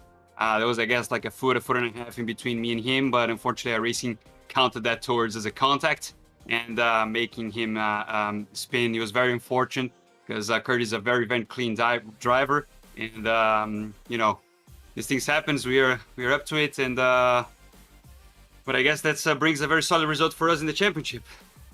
Yeah, it's going to bring you a lot closer to, well, certainly Lauren Zavadil, who finishes well down the order, but Paulo is going to get a few points on you. How do you approach a couple of weeks' time going to Austria? Going to be still probably about 20 points behind Paulo, if not more. Is there a specific thing you're looking for in your car's setup? Is there a specific strategy you're looking at? How do you try and win this championship? Andrew, in my opinion, I think especially on these Cup cars that we have very few things on the setup, there's nothing much we can do about it in terms of like setting up the car. Of course, it counts a lot. However, I think it wouldn't be the main differential. I guess be very aware in the pit strategy, as he always, you know, very little mistakes can cost you a lot on those. But I think just try to be as best consistent as I can, because I think bringing the better consistency definitely brings you good results, and you know, hopefully not many mistakes, and just bring us the best result as you can. I think that's the goal. That's the main idea. There you go. I don't think I have anything else to ask you, Rafael. Great answers to those questions. It's just a matter of going out there in a couple of weeks and making the best of it. Best of luck to you at Austria. Before you go, though, who makes it happen for you? I see some logos on that car that I don't recognize. Tell us about those. Of course. Well, it's very good to actually put Wolfpack as in your first international Wolfpack Motorsport in its first international championship. We do have a few sponsors here, which is Schutz, Vazitex. It's plastic industry here in Brazil for chemical containers, and also Foxgraph, which is another those main displays that you see on the supermarkets and to put all the products and things like that. Those have been with us for a little bit more than a year and have been supporting Wolfpack, and I'm very happy that I'm here with all the support from Wolfpack Motorsport and those sponsors. And you know, they're looking forward to be working with us, and happy to put them on the second place here tonight in Road Atlanta. Rafael, once again, thanks so much for your time this evening. Congratulations on the second place, and best of luck to you at Red Bull Ring in a couple of weeks. Thank you, Andrew. Thank you, JP. Good night, everyone. That's Rafael Bonifacio with a really big race today, JP. Definitely looking forward to seeing what he can do. He's going to be an underdog, going to have to come back from quite the deficit in 2 weeks' time, but he's at least going to have a chance, and that's what matters. Let's take a look now at our race results. After 50 minutes of racing, Victor Miranda with 25 laps led over car 25 by 2.5 seconds. A little bit of change there. Matthew Dench third place. A very quiet day out of Matthew, but a building day as far as the point standings go. It's going to move him up, I'd imagine, ahead of Mikel Rudebusch, or at least even with car 22, somewhere around there, so that's going to help him out. Manuel Scully comes across in fourth. Fabio Zamperlini fifth. Paulo Godin takes that Pro-Am win. Daniel J. Thomas in the seventh spot for Pacific Sim Motorsport. And then Rafael Bonifacio that we just spoke with, and Brady Lubenow and Mikel Rudebusch, they wrap things up for Pacific Sim in that top 10. 11th place goes the ways of Curtis M. Jones, just ahead of Spencer March. James Hansen is going to finish in 13th place ahead of Scar Reister, Blake Scott in 15th, Nick Peterson in 16th, M. Taki is going to be the first driver to go a lap down in 17th place, Alexandra Torquio in 18th, Mark Scott in 19th, and Lawrence Zavadil Andrew only in 20th place.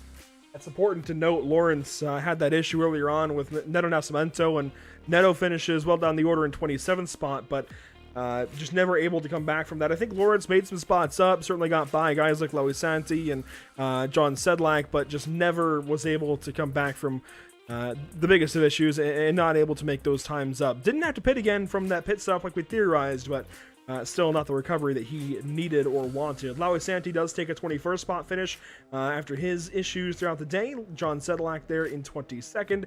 Nicholas Michael in 23rd. Reed Gibson 24th. These are the guys that had some severe heartbreak. 10 laps down for Michael, 17 for Gibson, and 21 there for Sang. And Luke Krause, of course, lost connection early on in today's race. 26th spot. 26 laps down. Neto Nascimento 27th, 28 laps down.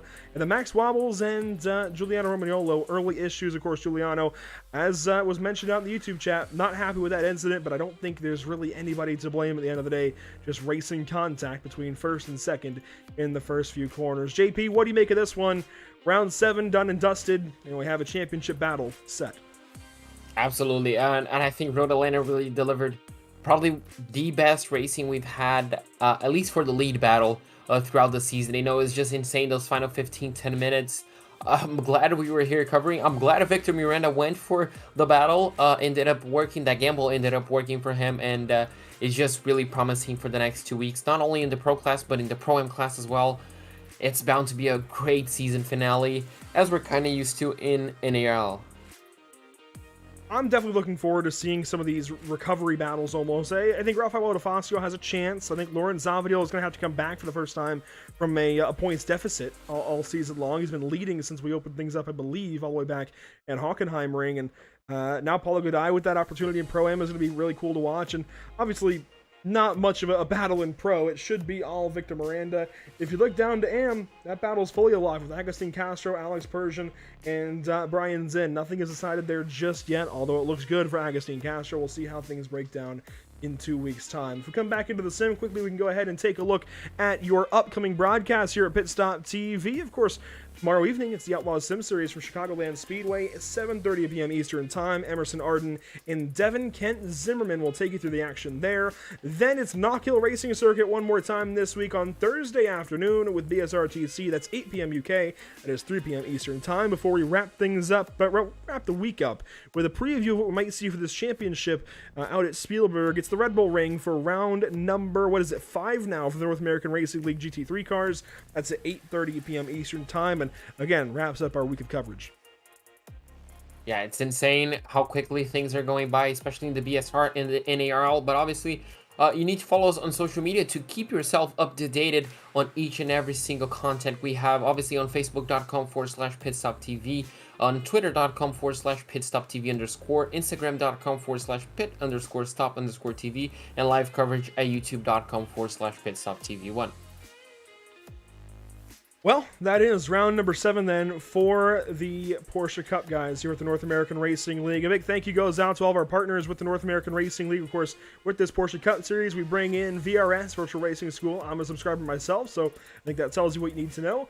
Muradness, the driver coaching, propelling these drivers to wins. And, well, in the the AM race, it was 2nd, 3rd, and 4th this evening. Agustin Castro got the best of them, but a couple of wins, I think a few wins back-to-back for them.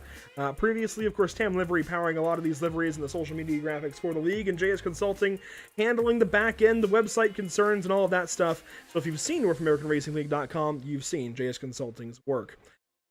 A big thank you goes out to our crew here at Pit Stop TV. JP Costa, of course, joining me on the call throughout the course of the day. And JP, it's always definitely a struggle to get through these doubles, but it's also a lot of fun when you have racing like we had today. I don't think I have any complaints with what we saw between Knock Hill earlier today, Road Atlanta tonight, and certainly shouldn't have any complaints between Knock Hill on Thursday and Red Bull Ring on, Thursday night. Oh, absolutely not. I'm ready for another double. Even though I'm tired, I was glad I was up here, and I was glad I'm part of this experience, and yeah, Thursday can't come soon enough.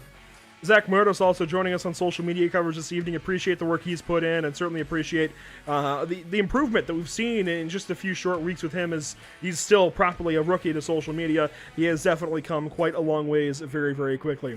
For all of us at Pit Stop TV, behind the scenes and otherwise, Emerson Arden, Devin Zimmerman, and the rest of us that make things happen, a big, big thank you for you tuning in, and we will see you next time out. Hopefully, it's tomorrow evening for the Outlaws Sim Series again from the Chicagoland Speedway in just under 20 hours. Well, just over 20 hours. 20 hours and 14 minutes. You can catch that coverage from Chicagoland. It's round number 7 for them as well. A whole lot of points battles starting to take shape, and we will see you there. Well, Emerson will see you there. We'll see you Thursday for the BSRTC round at Knock Hill.